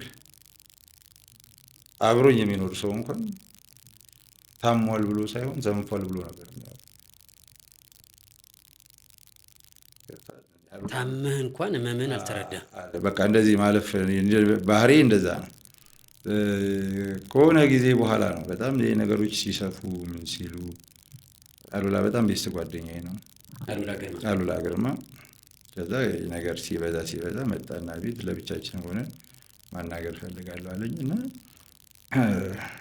ማናገር እንትን አለ ማለት መነጋገር ጀመረ። ለምን እንደዚህ ወሬው እንደዚህ ነው ምናምን ብሎ ሲለኝ በቃ ምንም አንተ ምን አሰብክ ስለው አይ ኖ እኔ እንደዚህ እንደማታደርግ አውቃለሁ። ከዛ በቃ አንተ ካወቅ አንተ ትክክለኛው ጓደኛ አንተ ካወቅ ችግር የለውም። የበለጠ ደግሞ ይኸውና ማስረጃው ይሄ የኤምአርአይውን ውጤት የምታከምበትን በወቅቱ የፍሬም ግዛቸው ነበር የሚያሳክመኝ። የፍሬም ኖክ የጊዮርጊስ ካወቀው ዳን የሚባል ሆስፒታል የምከታተልበትን ሁሉ ነው አየሁ። ከዛ በኋላ የተወሰነ ጊዜ አብሮኝ ሄዶም አየሁ። ግን በጣም የሚገርመው ነገር ከስንት ጊዜ በኋላ አሉላ በዚህ መንገድ ሲጎዳ አሉላ ላይም እኔ ላይ የደረሰው ነገር አሉላ ላይም ደረሰ። እሱ ከ70 በላይ መጫወት አይችልም፣ ከ60 በላይ መጫወት አይችልም። ግን ችግሩን አያውቁለትም። እኔ ግን በወቅቱ ምን እንደማያጫውተው ምን እንደሚያመው አውቅ ነበረ። ውጪ ድረስ ሄዶ ራሱ ሰርጀሪ እስከ መሰራት ሁሉ ደርሶ ከዛ በኋላ ከአቅሙ በላይ ሆኖ ታሞ ያው የውስጥን የሚያቅልህ ፈጣሪ ነው። ሌላ ማንም አንተና ፈጣሪ ነው የምታውቀው። ሰው ከማውራት ይልቅ ምንድነው መጥቶ ከመጠየቅ ይልቅ ምን ሆነ ነው ያሬድ ብሎ ከመጠየቅ ይልቅ ማውራቱ ይቀለዋል። ማለት በሚስልህ መንገድ ያወራል። አይ ያሬድ እንደዚህ ኳስ ይችላል ግን ሰነፍ ነው ብሎ ይላል። ማለት እሱ የሚለው ወይ እኔን ለማድነቅ ፈልጉ ወይ ስንፍናዬን ለመናገር ፈልጉ እንደሆነ አይገባኝም።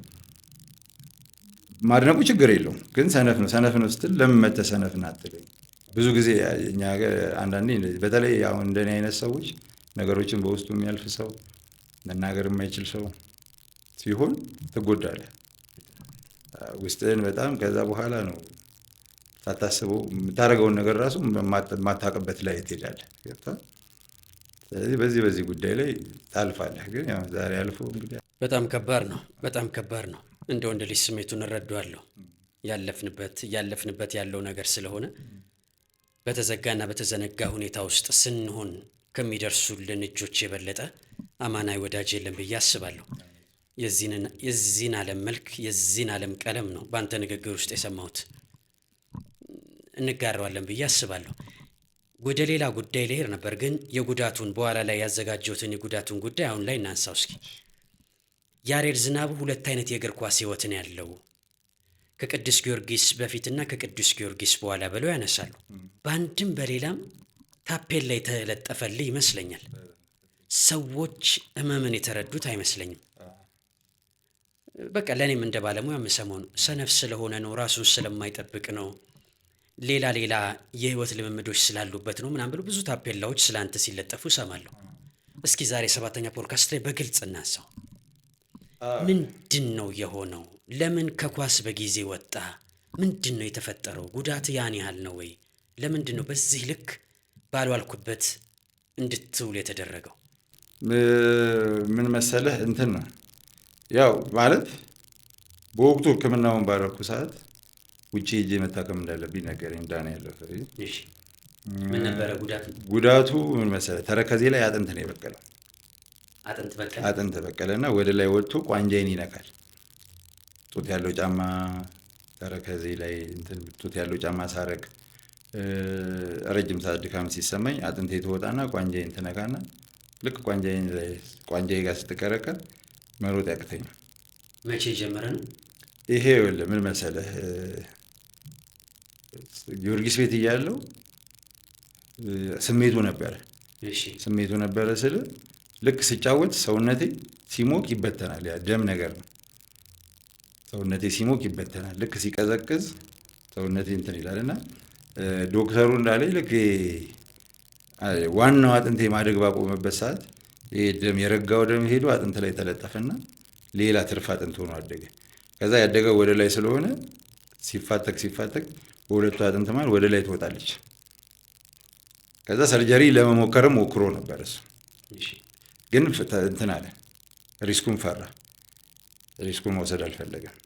ምክንያቱም እዛ ቦታ ላይ ቀዶ ቋንጃህን ትንሽ ነገር ቢነካው ቀጥታ ዊልቸር ነው ያለው። ሌላ ምንም ቋንጃህ ትንሽ ከተነከች ከቋንጃ ለማውጣት ስንሞክር ትንሽ ትንካለች ከባድ አደጋ ነው አለኝ። ከዛ በኋላ መፍትሄው ምንድን ነው ብዬ ስል ውጭ ሄደ መታከም። ግን ትንሽ ጊዜ ይሄን 1 ዓመት እንሞክረዋለን። ይሄ የሚሆነው ምንድነው በጊዮርጊስ ቤት ሰውነቴ ሲሞቅ ስሜቱ ነበረ። ከዛ ከጊዮርጊስ ለቀኩና ደደቢትም እንደዛው ስሜቱ ነበር። ግን እንትን አላልኩ፣ ሕክምናውን አልጀመርኩም የዛን ወቅት። ከዛ ልክ ፋሲል ከገባው በኋላ ነው እሞክራለሁ ምናምን ትሬኒንግ ላይ ምናምን ሰውነቴ ማታገል ጀመረ። ዛሬ ሰላም ያደርገኛል፣ ነገ በንጋታው ደግሞ በቃ ይዞ ቁልፍ አድርጎ ይዘኛል እስከመራመድ እንዳትራመድ እስከሚይዝህ ድረስ ማለት ነው። ከዛ በኋላ ሕክምናውን ከጀመርኩ በኋላ ነው ሁሉንም ነገር ያወቅኩትና ሰርጀሪ ብንሰራው አሳየኝ። ሰርጀሪ በጣም የሚገርም የ7 ደቂቃ የ8 ደቂቃ ሰርጀሪ ነች። ከዛ በኋላ እንደዚህ መፈልቀቂያውን የቋንጃ መፈልቀቂያውን እንትን የለም። በይበልጥ ጀርመንና አውሮፓ ሀገር በጣም አሪፍ ነው። በእንደዚህ ማስተር ያደረጉ ናቸው እግር ኳሱ ስላለፉ። ጀርመንና ህንድ የተሰራ ችግር የለም ተብሎ እስከዛ ድረስ ግን እስቲ በዚህ እንሞክር ብሎ የሆነ መድኃኒት አጥንት የሚበትን መድኃኒት አለ ተረከዜ ላይ መወጋው ማለት ነው። እሱን በየ3 ወሩና በየ2 ወር ከምናምኑ እየሄድኩ ስወጋ የተወሰነው ተበተነ። የተወሰነው ተበተነ። ድጋሚ ለመስራት ሞከርኩኝ ማለት ነው። ከዛ ድጋሚም እንደዛው ታኬታ ሳረግ ምናምን ስሮጥ በታኬታ ምናምን ያቅተኝ ጀመር።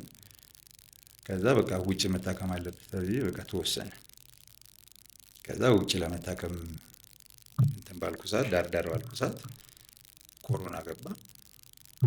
ከዛ በቃ ነገሮች በዛው እንትን አሉ። በረራ የለም በቃ መልስ የሚሰጥ የለም። ለአመት ከምናምን ድረስ እንደምታውቀው ነው ኮሮና በተለይ በውጭው እንትን በጣም እንትን ተብሎ ነበር። ከዛ መልስ የሚሰጠኝ ሰው የለም። ከዛ በቃ ዶክተሩም በቃ በዚህ እንታገል ግን ለመስራት ሞክር ካስጫወተ እንትን አለ። ከዛ ሰውነቴን ኪሎ እየጨመረ ምናምን እንትን መጣ። ከዛ በጣም ከባድ ነው አለኝ እሱ። ኦልሬዲ በቃ የተወሰነ ነገር ግን ቀነሰልኝ። በዚህ በመርፌ እስከ መጨረሻው አልጠፋ አለኝ እንጂ ውስጥ ያለው ቀረ እንጂ በዛ አሁንም እጫወታለሁ ትንሽ ግን ስሜቱ አለ። እሱ ሲኖር ግን አቆመዋለሁ። ግን እንትን ብሏል። አሁን ኦልሬዲ በጣም አስጊ የሆነው ነገር ቆሟል። አስጊ የሆነው ነገር ቆሟል። ረጅም ግን ፕሮሰስ ፈጅቶ ነው። ከ2 ዓመት በላይ ፈጅቶብኝ። መርፌው በጣም ከባድ ነው። ከዛ በኋላም አጋጣሚ ኮሮና ገባና ይሄ ነገሮች ተፈጠሩ እንጂ ውጭ ጊዮርጊስም እያለው ሕክምናውን መጀመሪያ ባደርግ ኖሮ ምናልባት ሊገኝ ይችል ይሆን ነበር። የኔም ትልቁ ጥያቄ ያሬዶ ቅዱስ ጊዮርጊስ ትልቅ ቡድን ነው። ብዙ ተጫዋቾች ቅዱስ ጊዮርጊስ ቤት ሆነው ወደ ውጭ ሄደው ታክመዋል። ለምን ተዘናጋ? ቅዱስ ጊዮርጊስ ቤት እያለ ለምን ሕክምናው ያን ያህል ስሜት አልነበረው? ያን ያህል ስሜት አስጊ ደረጃ አልደረሰም። በቃ ሲጫወት ምናምን የድካም ነገር ነው የሚታየኝ ገብተዋል እንጂ ያን ያህል እንደዚህ ቆልፎ አይዘኝ። የዛን ሰዓት የደም መርጋት ነበር የሚሆነው። አጥንቴ ላይ አልተለጠፈም። ተቀደም ይረጋል ደሙ። ከዛ በኋላ ሰውነት ሲሞቅ ይበተናል፣ መልሶ ይሰበሰባል ምናምንና እንደዚህ ዶክተሩም ሲነግረኝ በረጅም ጊዜ ፕሮሰስ የሚመጣ ነውና ሚኪ ሳሪስ የምትባል ልጅ አለች ካወቃት የኢትዮ አፍሪካን የጤና አባል እሷም ሰርጀሪውን ተሰርታለች። ሚኪ ዚዙ ማለት ነው። ሚኪ ዚዙ አሳይታኛለች። እሷ የት ነው የተሰራው? እሷ ጀርመን መሰለኝ የሰራችው። ጎበዝ ናቸው ምናምን ብላ አሳይታኛለች። ከዛ በኋላ ግን ያው ነገሮች ኮሮናም ገቡ። ይህም ሂደቱም እንትን አለ፣ ወጪውም ትልቅ ሆነ ምናምን በቃ ነገሮች እንትን የሚሉት ነገር አለ። ከዛ በቃ ሰውነቴም ጨመረ፣ ኪሎም ጨመረ። ከሲስታ አሁን ከ2 ዓመት በኋላም ከ1 ዓመት ከምናምን በኋላም ሄደ ብትሰራ እኛ ሀገር ያለው ኳስ ለመመለስ ከባድ ምንም አማራጭ ስለሌለው በቃ በትክክል ለመራመድ ለወደፊቱ ስጋት እንደሌለው ከነገረኝ በኋላ የተወሰነ እንቅስቃሴ አድርግ፣ ጡት ያለው ጫማ አታርግ፣ ኪሎውን በጣም እንዳይጨምር ምናምን ብሎ ነገረኝ። ከዛ በኋላ ነው ከአሉላ ጋር ሄጄ ምናምን አይታው ከዛ በኋላ እንደታመምኩም የታወቀው የተወሰነም ሰው ለካ አሞታል ብሎ ያሰበውም በዛ። ያሬዶ ቀደም ሲል ከጉዳቱ ጋር በተገናኘ ሀሳቦችን አነሳን። በርካቶች ግን እግር ኳሱ አካባቢ ያሉ የተረዱ አይመስለኝም። የሆነ ሚስ አንደርስታንዲንግ አለ። ቀደም ሲል ባልነው ሰነፍ ስለሆነ ነው፣ ሌላ ምክንያት ኳሱን ብዙም ጊዜ ስላልሰጠ ነው የሚሉ ሀሳቦች ይነሱ ነበረ። ምናልባት ከአሉላ ውጭ ግን የተረዳ ሌላ ሰው ሊኖር ይችል ይሆናል። ምናልባት ተጫዋቾች አካባቢ ህመምን፣ ስሜትን የተረዳ ሰው ከዛ በኋላ ቤተሰቦቼ ተረድተውኛል። ህመምን ተረድተዋል። በኳስ ዙሪያ ያለብኝን ህመም ፍሬው ኃይለ ገብርኤል ሞክሮ ነበር። እሱም ትንሽ ከጠፋልኝ በኋላ ሊያመጣኝ በጣም ሞክሮ ነበር። በጣም ብዙ አበበ ቢቂላ የጤና ቡድን በጣም አሰርቶኝ በጣም ለውጥ አምጥቼ ነበር። ድጋሚ ተነሳብኝ። የሚገርም በጣም በሚገርም ሁኔታ ተለውጬ በጣም ከባባድ ትሬኒንጎች ሰጥቶኝ ከዛ በኋላ ጌም ኦልሬዲ በቃ ወደ መመለሱ ደርሼ ነበረ። ግን ድጋሚ ደግሞ ተነሳብኝ። ከዛ በኋላ ተስፋ የምቆርጠው በቃ ፍሬው በቃ ተስፋ እንዳልቆርጥ ቢያንስ በስልጠናው ላይ እንድበረታ ብዙ ነገር ነግሮኛል። ብዙ ነገርም አውርተናል። ተመልሰው ወደ ኳሱም ያልመጣው ክለቦች ስላልፈለጉ ሳይሆን ህመሙ ስላለ ነው። ህመሙ በቃ ከአቅም በላይ ሆነብኝ። ኦልሬዲ በደንብ አሰርቶ የነበር አበበ ቢቂላ ላይ ቆንጆ ትሬኒንጎች ሰውነቴን በደንብ አውርጄው ነበረ። በጣም እላሽ ትሬኒንግ እና ያ ትሬኒንግ እንትኑም አበበ ቢቂላ ውስጥም ያሉ ልጆች በደንብ ትሬኒንግ ፊት ያደርጋሉ። ፍሬውም በጣም በሲሪየስ በክለብ ደረጃ ነበር የሚያሰራ እና በጣም አምጥቶን ነበር። እኔም ብቻ ሳይሆን ብዙ ልጆችም ከዛ በኋላም ከአበበ ቢቂላ ተመልሰው ክለብ የተጫወቱ ልጆችም ነበሩ። እንደ ክለብ አስቦ ነው። በተለይ ደግሞ ለወጣቶች መዘጋጃ ክለብ ላጡ ተጫዋቾች እንዳይቀንሱ እንዳይወርዱ ባሉበት እንዲቆዩና ክለብ እስኪያገኙ ብዙ ነገር ይታገል ነበር። በደንብ በሚገባ ትሬኒንግ እንትን ይላል። አበበ ቢቂላም ደስ የሚልህ ነገር ያ አስራትም ድጋሚ አስራት መገርሳም እነ ብሩክ እነ ሳሙኤል ብቻ ተመልሰው ክለብ ያገኙ አብዛኛው ልጆች ብዙ ልጆች አበበ ቢቂላ ውስጥ ተዘጋጅተው ድጋሚ የሄዱ እየሰሩ እየተጫወቱ ነው። አሁንም አሉ እንደዛ የሚሰሩ ልጆች እና በዛ ደረጃ ያህል አምጥቶኝ ነበረ። ከዛ በኋላ ድጋሚ በመጫወት ስሞክር ጌም ላይ ድጋሚ ተነሳብኝ። ከዛ በኋላ ነው በቃ ሙሉ ለሙሉ ወደ ስልጠናው መግባት አለብኝ ብዬ አስቤ ፕሮጀክት የጀመርኩት። እንደ አንድ ኮከብ ተጫዋች፣ እንደ አንድ ጀግና ተጫዋች፣ እንደ አንድ ድፍን ስቴዲየም አጨብጭቦለት እንደሚወጣ ተጫዋች ከእግር ኳስ ጋር በእንዲህ ያለ መልኩ መለያየት ስሜቱ፣ ህመሙ እንዴት ያለ ነው? በጣም ከባድ ነው። በጣም ከባድ። በተለይ በዙሪያ ያለ ሰው ካልተረዳህ ህይወት ሁሉ እስከሚያስጠላህ ደረጃ ትደርሳለህ። ማለት የኔም ስህተት አለ ማለት በስሜታ የሆነ ምንድነው ስሜታ የሆነ በቃ እንደዚህ ተስፋ ቆርጠህ የምትገባበት ነገር ደስ አይልም። ማሰብ መቻል ነበረብን። ያው እንዳልኩ ነው። አንዳንዴ ልክ ነው ያ ከዛ ዝና ላይ ስትወርድ በዛ ላይ ደግሞ ያገኘኸው ዝና በዛ ፕሮፌሽን ሲሆን ያንን ነገር ስታጣው የማይሆኑ ነገሮች ታስባለህ፣ የማይሆኑ ነገሮች ትወስናለህ። እንዳልኩ መጨናነቅ ስለማልፈልግ ምናምን ብዙ ነገሮች ብዙ ፋውሎች ሰራሁኝ። ፋውሎች ብዬ ስለ በቃ መዝናናት አበዛሁኝ ምናምን። ከዛ ደግሞ ለመመለስ ሞከርኩኝ እና በጣም ከባድ ነው። እነዚህ ስብራቶች ጉዳቱ ያመጣቸው ስብራቶች ማለቴ ነው በኢኮኖሚው በስነ ልቦና በጣም ከፍ ያለ ጫና እንደነበረው መገመት በጣም ቀላል ነው ብዬ አስባለሁ። ማለት ሳትዘጋጅበት ነው ከኳሱ የወጣኸው። በዛ ጊዜ ገንዘቡን ይዘው ነበረ ምናምን ምን አይነት ያሬር ነበረ በጊዜው? የተወሰነ ነገር ነበረኝ። ምን መስራት እንዳለብኝ አላውቅም ነበር። ኳሱን ብቻ ስለምታውቀው ኳሱን ብቻ ነው የማውቀው። ከዛ በኋላ ነው ግሮሰሪም ማለት በእኔ ሌብል በእኔ ባህሪ እንደማይሆን የተወሰኑ ሰዎች ነግረውኛል። ግን ሰው ስለማውቅ ብቻ ግሮሰሪ ከፈትክ? ግሮሰሪና ሬስቶራንት ከፈትኩኝ። የት አካባቢ? እዛው ኮንዶሚኒየም ውስጥ አሁን ያለበት ማለት አሁን ያለሁበት ውስጥ መኪኖች ሸጬ ግሮሰሪዎች ከፈትኩኝ።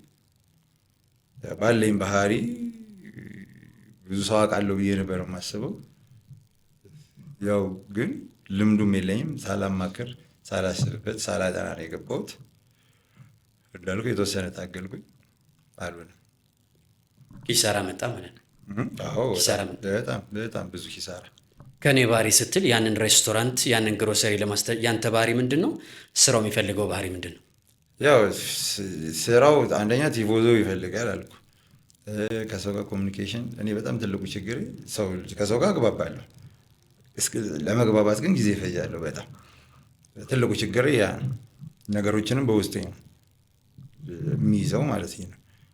ከዛ ውጪ ማለት እንደዚህ ለምሳሌ እኔ መጠጦች ለመሸጥ እኔ መጠጥ ሄጄ ስዝናና ከጓደኞቼ ጋር ምናምን መጠጥ እንጠጣለሁ እንጂ እንዴት መሸጥ እንዳለበት፣ እንዴት በአግባቡ መሰራት እንዳለበት፣ እንዴት መያዝ እንዳለበት፣ እንዴት እንትን ማለት እንዳለበት ማንንም አላማከርኩም። ማንንም እንትን አላልኩም። በቃ ዘልዬ ነው የገባሁበት። ገንዘብ ስላለ ብቻ ገንዘብ ስላለ ይሄንን ባደርገው ብዙ ለምሳሌ ከጓደኞቼ ጋር ሄደን እንበላለን፣ እንጠጣለን። ከዛ ይሄን ነገር የምናወጣውን ወጪ አይቼ ነው አንደኛም አለብህ ነገር ከዛ እዛ ቦታ ላይ የሚወጣውን ወጪ አየሁና ለምን እንደዚህ ሌላ ሰው ቢመጣስ? ከዛ ሞከርኩኝ፣ አይሆንም። ብዙ ታሪክ ነበር። ብቻ ከኔ ጋር አይሄድም። ነገሮችን ከሰርኩ አቆምኩት። በጣም ከባድ ጊዜ ይመስለኛል። በርካታ እግር ኳስ ወዳዶች፣ የቅዱስ ጊዮርጊስ ደጋፊዎች፣ የአዳማ ከነማ ደጋፊዎች በደንብ አድርገው ያንን ያሬድ ዝናቡ ተመልሶ ወደ እግር ኳሱ እንዲመጣ ይፈልጉ ነበር። በቀጣይ እግዚአብሔር ቢፈቅድ በአሰልጣኝነቱ ያንን ያሬድ ዝናቡ እንደምንመለከተው ተስፋ አድርጋለሁ። ቅዱስ ጊዮርጊስ ቤት የጀመርነው ጉዳይ ነው ወደ ጉዳት ወስዶን እንዲህ ያሉ ጨዋታዎችን እንድናነሳ ያደረገን። አንድ በጣም ምሳሌ የሚሆን ጉዳይ እናንሳ እስኪ። ከትናንት በስቲያ የኤል ክላሲኮ ጨዋታ ነበረ፣ ባርሴሎና ከሪያል ማድሪድ። ከዚህ ጨዋታ አስቀድሞ የባርሴሎና ዋና አሰልጣኝ የሃንስ ፍሊክ ወላጅ እናት ጠዋት ላይ ለልጃቸው ሃንስ ፍሊክ ይደውላሉ። አባትህ አርፈዋል ብለው ያረዷቸዋል። በምሽቱ ጨዋታ ላይ ሃንስ ፍሊክ ቴክኒካል ኤሪያው ላይ ይቆማሉ ወይስ ደግሞ ወደ ጀርመን ሄደው ሀዘን ይደርሳሉ የሚሉ ጉዳይ ተጠባቂ ነበር። እርሳቸው ግን በዛ ምሽት ጨዋታ ሪያል ማድሪድን አሸንፎ የዋንጫ ባለቤት የሚሆነውን ክለባቸውን ማየት ይፈልጉ ስለነበረ ሀዘናቸውን ዋጥ አድርገው ቴክኒካል ኤሪያ ላይ ቆሙ፣ አሸነፉ። እንዴት ሴሌብሬት እንዳደረጉ ተመልክተናል። ይህንን ያለ ምክንያት አላነሳሁትም።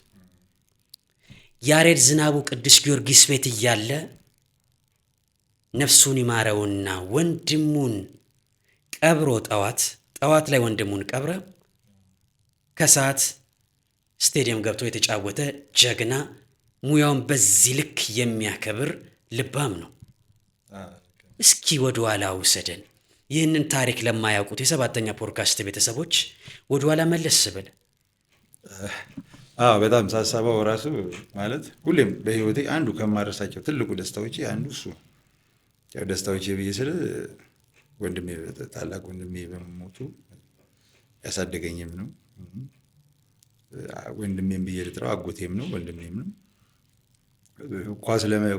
ኳስ እንዲጫወት ብዙ ነገሮች አድርጎልኛል እና በአጋጣሚ የቀብሩ ዕለት ጨዋታ ነበረን። ከዛ ዓመት በፊት ጊዮርጊስ ዋንጫ አጥቶ ነበር፣ በቡና ተቀምጦ ነበረ። በዛን ዓመት ጥሩም እንቅስቃሴ ያደረኩበት ዓመት ነው። እኔ የተወሰኑ ተጫዋቾችም ተጎድተው ነበር መሰለኝ እና ቀብር ተነገረኝ። ማታ ሄድኩኝ ወዲያው። በጣም የምወደው ሰው ነው፣ በጣም የምወደው ወንድሜ ነው፣ የምወደው አጎቴ ነው። ለእኔ ብዙ ነገሮች የከፈለ ነው። ቀበርኩኝ። አጋጣሚ ጊዮርጊስ መኪና ተልኮ ነበረ።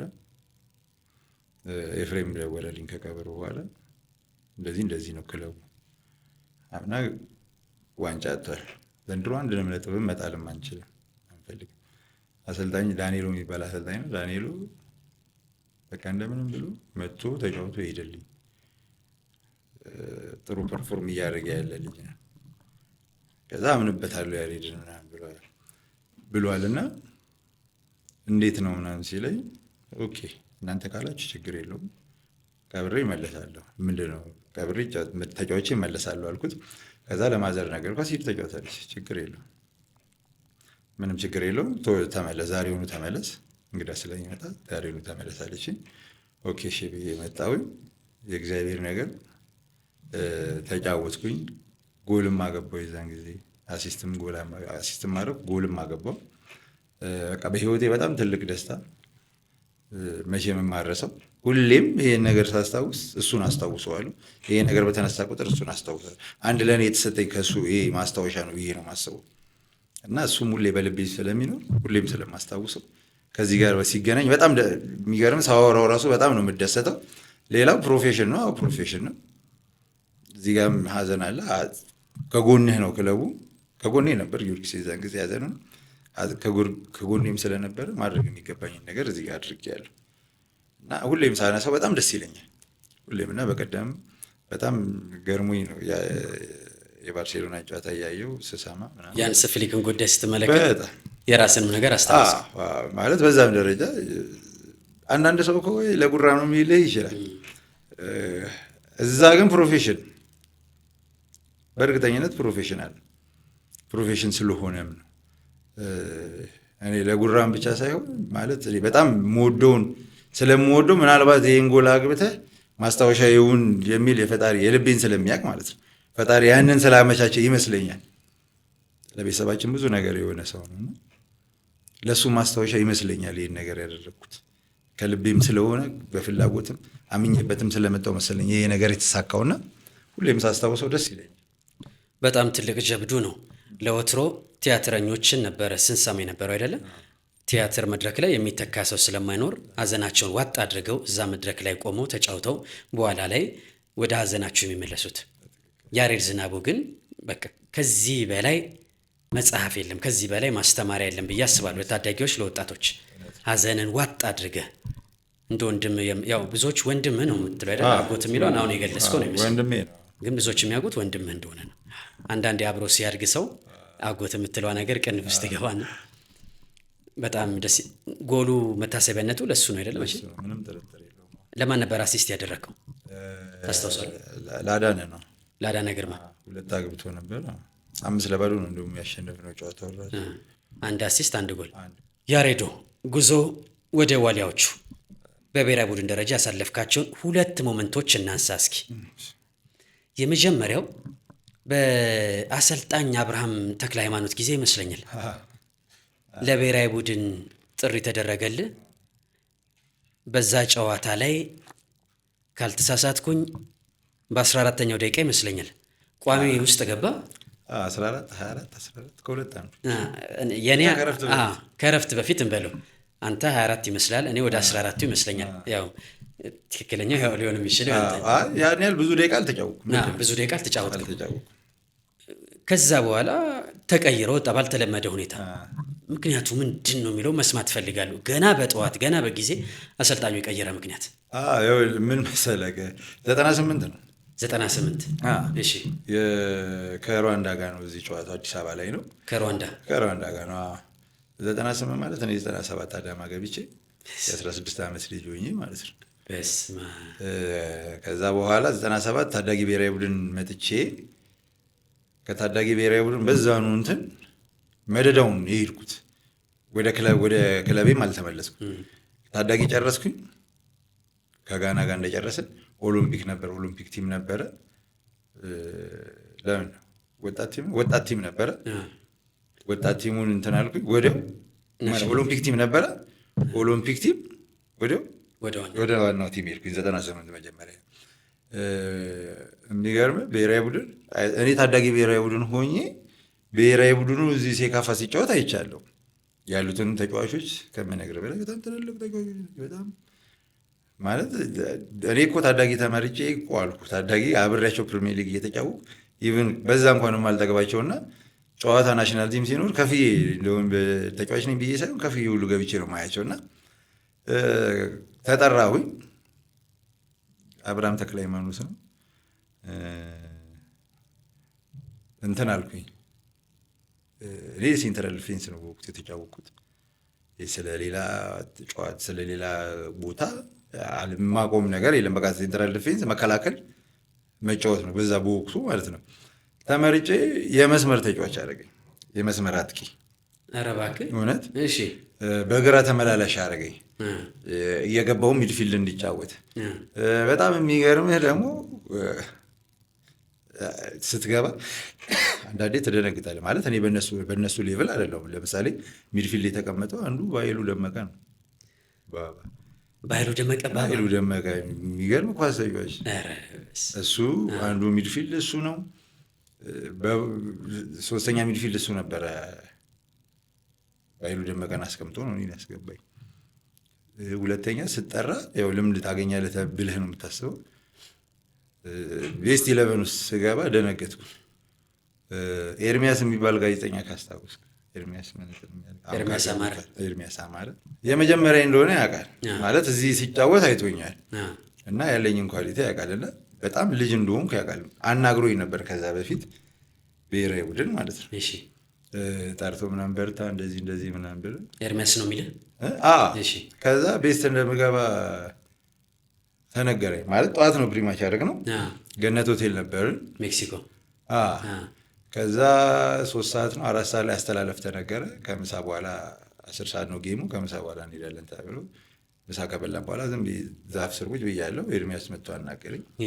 በጣም ጨንቆኝ ነበር። ማልደብቅ ነገር ለመጀመሪያ ጊዜ በኳስ የጨነቀኝ ያኔ ነው። ማለት መስመር ሚድፊልድ ነው የመስመር አጥቂ ነው ያደረገኝ። የመስመር አጥቂም እየተጫወቅኩ ሚድፊልድን በባይሮ ቦታ እየገባሁኝ እንዲጫወት ነው ያደረገኝ። እና ከዛ ኤርሚያስ መጥቶ እንዴት ነው በርታ ጎበዝ፣ አሁን ብሔራዊ ቡድን በዚህ ነው መረጥ ምናምን እንትን እንዳትናናለኝ። ከዛ እንትን ሲጠይቀኝ አዎ ዛሬ እገባለሁ። እርግጠኛ ነህ ሊያሰልፍ ነው? ኦኬ ማለት ፊት ታደርጋለህ። ኤርሚያስ አማረ ነው። ፊት ታደርጋለህ፣ በቃ አምንብሃለሁ፣ ፊት ታደርጋለህ አለኝ። የሚገርም ሞራል ነው። ከዛ በጣም ደስ አለኝ። ከዛ በኋላ እሺ ብዬ ወጣሁኝ ማለት ነው። ከዛ ጨዋታው ተጀመረ። ለመጀመሪያ ጊዜ 97 ላይ ከቡናም ከጊዮርጊስም አልተጫወትኩም። የሚገርም ነገር አዲስ አበባ ስቴዲየም ላይ በዚህን ያህል ህዝብ ደረጃ ለመጀመሪያ ጊዜ ነው ያየሁት። አዲስ አበባ ስቴዲየምን ማለት ነው። ጢም ብሏል፣ ሙልት ብሏል። የመስመር ተጫዋች ነኝ። በተደጋጋሚ ኳስ ደረሰኝ፣ 2 ኳስ 3 ኳስ ተበላሽ። በዛ ላይ በካታንጋ ነበር። ወደዚህ ነው የምናጠቀው። ማንም አያውቀኝም። ያለኝን ኳሊቲም አይተውትም አያውቁም። ማን ነው የሚሉት በዚህ ሰዓት ደጋፊ በዛ ሰዓት ነበር ማነው የመጣ ነው የሚሉት እንጂ ያሬድ ዝናቡሉን የአዳማ ተጫዋች በደንብ አልታየውም። አዲስ አበባ ስቴዲየም አዳማ ላይ ነው ያስጨበጨብከው? አዳማ ላይም ነው። ሁለተኛ አዲስ አበባ ስቴዲየምም ስጫወት ደጋፊ የሌላቸው ቲሞች ነው የተጫወኩት። ከቡናና ከጊዮርጊስ አልተጫወኩም። ይዛን ጊዜ በሆነ ነገር ብቻ አልፎኛል። የሚገርመው ሁለቱም አጋጣሚ አልፎኝ ነበር። ከዛ ምናምን በዛ እኔ ጨንቆኛል ምናምን ሁለት ጭራሽ አንዴ ሳዳት ወረወረ። ከዛ የሚገርም መስመር ላይ ሆኜ ሳዳት ሁሉ የመጨረሻ የወጣሁት ሳዳት የወረወረልኝ ኳስ ላይ ነው። ወረወረልኝ በደረቴ ለማቆም ስሞክር ምናምን ተጋይቶ ምናምን እንትን አለና በተደጋጋሚ ኳስ አበላሸው ማለት ይሄ በጣም ሪስክ ያለው ነገር አይደለም። ገብቶኛል። የሆነ ነገር ለመስራት ለማድረግ ሞከርኩኝና ተበላሽ። እንዳልኩ ነው ባህሪም ስለሆነ ሞክራለሁ ምንም አይመስለኝም በኳስ ጨዋታ ማለት ነው። እና ከዚህ ደጋፊው ይላል ማን ልጅ ከየት አምጥተው ነው ያስገቡብን ይላል ምናምን። ልክ ቁጥሬ ሲታይ በቃ ከዚህኛው እስከ መውጫው የሮጥኩትን ሩጫ በጣም በደስታ ነው። ለመጀመሪያ ጊዜ በእርግጠኝነት ከረፍት በፊት ተቀይሮ በደስታ ያወጣ እኔ ነው የሚመስለኝ። በቃ ጫናውን አልቻልኩትም። ሁለተኛ እዛ ቦታ ላይ እንዴት እንደሚጫወት ማንም አልነገረኝም። ምን ማድረግ እንዳለብኝም አላውቅም። ብቻ ለማድረግ የሞከርኩት በራሴ ባለኝ ኳሊቲ የሆነ ነገር ለመስራት ነው የሞከርኩት።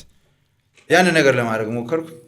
2-3 የደጋገምኩት 4 በቃ ደጋገምኩት ማበላሸት ሲሆን ከዛ ግን ደስ የሚለው ነገር እዛ ውስጥ ያሉ ተጫዋቾች ሲኒየሮቹ አይዞ ነው የሚሉት። በጣም ደስ የሚለው ነገር ያ ነው።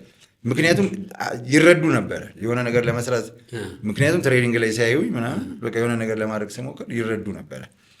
ከዛ ይዞ በቃ ምናምን እንደዚህ በላሽ ምናምን ይሉኛል። በቃ ደስ እያለኝ ከዛ ተቀየረ የሰወጣ ወጣሁኝ። ማን ነበረ ቀይሮ የገባው? ባይሉ ደመቀ ዋናው ባለቦታው። ከዛ በጣም ጥሩ ነበሩ። እንደውም ነብሱን ይማረው ሳዳት በጣም ጥሩ ነበር የዛን ጊዜ። አንድ ኳስ ሳዳት ጀማል ተሳሳተና 2-1 መሰለኝ ተሸነፍን። 1-0 የጀመረ ነበር። 2-1 ተሸነፍን። ሳዳት ተሳሳተና ከዛ በኋላ ኤርሚያስ ስልኬን ፈልጉ ምናምን በሰው ምናምን አገኘኝና እንዴት አትነግረኝም የዛን ጊዜ ፊት ታደርጋለህ ብዬ ስለ በእርግጠኝነት ጭንቀት ላይ ነበር ካደል ምናምን አለኝ። አልኩት ብትነግረኝ እኮ እኔ ማናገር እችል ነበር አለኝ። ለማድረግ ሞከርኩኝ ይመስለኛል። ከዛ በኋላ እንዴት ትልቅ አሰልጣኝ ነህ እንዴት በእንደዚህ አይነት ነገር እንዴት ለምንም ነገር እንትን ሳትል ታጫውተዋለህ ብሎ ሳይለው ሁሉ አይቀርም መሰለኝ። ያው እኔ በዚህ ቦታ ላይ ስለማላውቀው በጣም ደስተኛ ሆኜ ነው የወጣሁት። ምንም አልመሰለኝ። በጣም አስገራሚ ገጠመኝ ነው። የ7ኛ ፖድካስት ቤተሰቦችም ይህንን ገጠመኝ ሰምተውታል ብዬ ያላስብም። ከያሬድ ዝናቡ ጋር በተገናኘ በብሔራዊ ቡድን ደረጃ በመጀመሪያው 45 ገና በጠዋት የተቀየረ ተጫዋች የሚለው ነገር ሚሞሪያ ላይ ስላለ ነው። በጣም አሪፍ። ሌላኛውን የብሔራዊ ቡድን ጉዳይ እናንሳ። ከ31 ዓመት በኋላ ዳግም ወደ ቀለስነው ጎጆ ወደ አፍሪካ ዋንጫ ስንመለስ ከአሰልጣኝ ሰውነት ቢሻው ስብስብ ውስጥ አንዱ ያሬድ ዝናቡ ነው። ወደ ደቡብ አፍሪካ ሄዳል 2013 አይደለም 2013 በእነሱ ማለት ነው። በእኛማ የዛሬ 5 መብራት ኃይል ነበር ግን የደቡብ አፍሪካው የአፍሪካ ዋንጫ ላይ ነበርክ በዛ ስብስብ ውስጥ። ከምድብ ጨዋታዎች የቡርኪና ፋሶ ጨዋታ ላይ ነው የገባኸው። ማንን ነበር ቀይረ የገባኸው? ጨዋታው እንዴት ነበር? እስኪ እባክህ ያንን ጨዋታ እናስ። አስራትን ነው ቀይረ የገባሁት። አስራት መገርሳን ተጎዳና በቢቂላ ጤና ቡድኖች እዛው ተተካካችሁ ማለት ነው። መጀመሪያ አዳነ ተጎዳና አዲስ ገባ፣ አዲስ ህንጻ። ከዛ ወዲያው ማለት እንትና አስራት ሲጎዳ ከረፍት መልስ ከረፍት በፊት ሁለቱም ከረፍት በፊት ነው። ከረፍት በፊት ነው እንዴ? ከረፍት በፊት ነው። ወዲያው እኔ ደግሞ ገባሁ በዲፌንስም በሚድፊልድም የተያዝኩት እኔ ነበርኩ። እንደ አማራጭ ቆይ ሰውነት ይዞኝ ሄደው በሁለቱም ቦታ ሊጠቀምብኝ። ጨዋታው አንተ እስክትገባ ስለ ስንት ነበር? 2-2 እየተመራ ነው። ስለዚህ የአስራት ቦታ 6 ቁጥር ላይ ነው የመጣው። 6 ቁጥር ሚድፊልድ ከአዲስ ጋር ኦኬ። በደብል ፒቮት አብራችሁ ማለት ነው። አዲስ ይቆማል፣ እኔ ትንሽ ወደፊት ጠጋ ብዬ፣ እኔ ስቆም አዲስ ወደፊት ጠጋ እያለ እየተቀያየረን ነበር። እንዴት ነበረ ጨዋታውን በአንተ እይታ? አሁን ሊሆን ስትል ከባድ። በወቅቱ ቡርኪና ፋሶ በጣም ጠንካራ ቡድን፣ ሻምፒዮንም የነበረው ቡርኪና ፋሶ ነው ያንን ጨዋታ ይመስል። ለምን ለዋንጫ ቀረበ፣ ፋይናሊስት ነበረ። በጣም ጠንካራ፣ በጣም ከባድ ቲም ነበረ። የተወሰነ ለመታገል ሞክረን ነበረ፣ ግን አንደኛ ልምድም አላቸው። በጣም ጠንካራ ቡድን ነው። በጣም በዛን የአፍሪካ ዋንጫ ላይ መብላትም ይገባቸዋል ብለህ መብላት ነበረባቸው ብለህ የምታስበው ቡርኪና ፋሶ ነው። በጣም ጠንካራ ቡድን ነው። ፋይናልም የቀረቡት ከኛ ሁለቱ ያለፉት ናቸው። ናይጄሪያ እና ቡርኪና ፋሶ ነበሩ። ሁለቱም ለዋንጫ ተገቡ እና ምድባችንም ጠንካራ ነበረ። እንትኑ መጫወቱ ታሪኩ ምናምን ደስ እንደሚል ሆኖ ግን በጣም በልምድ በብዙ ነገር ይበልጡ ነበር። ኢቭን በቀይ ሁሉ ወጥቶባቸውን ያሸነፉን በደንብ ስለማስታውሰው ማለት ነው። በቀይ ወጥቶባቸው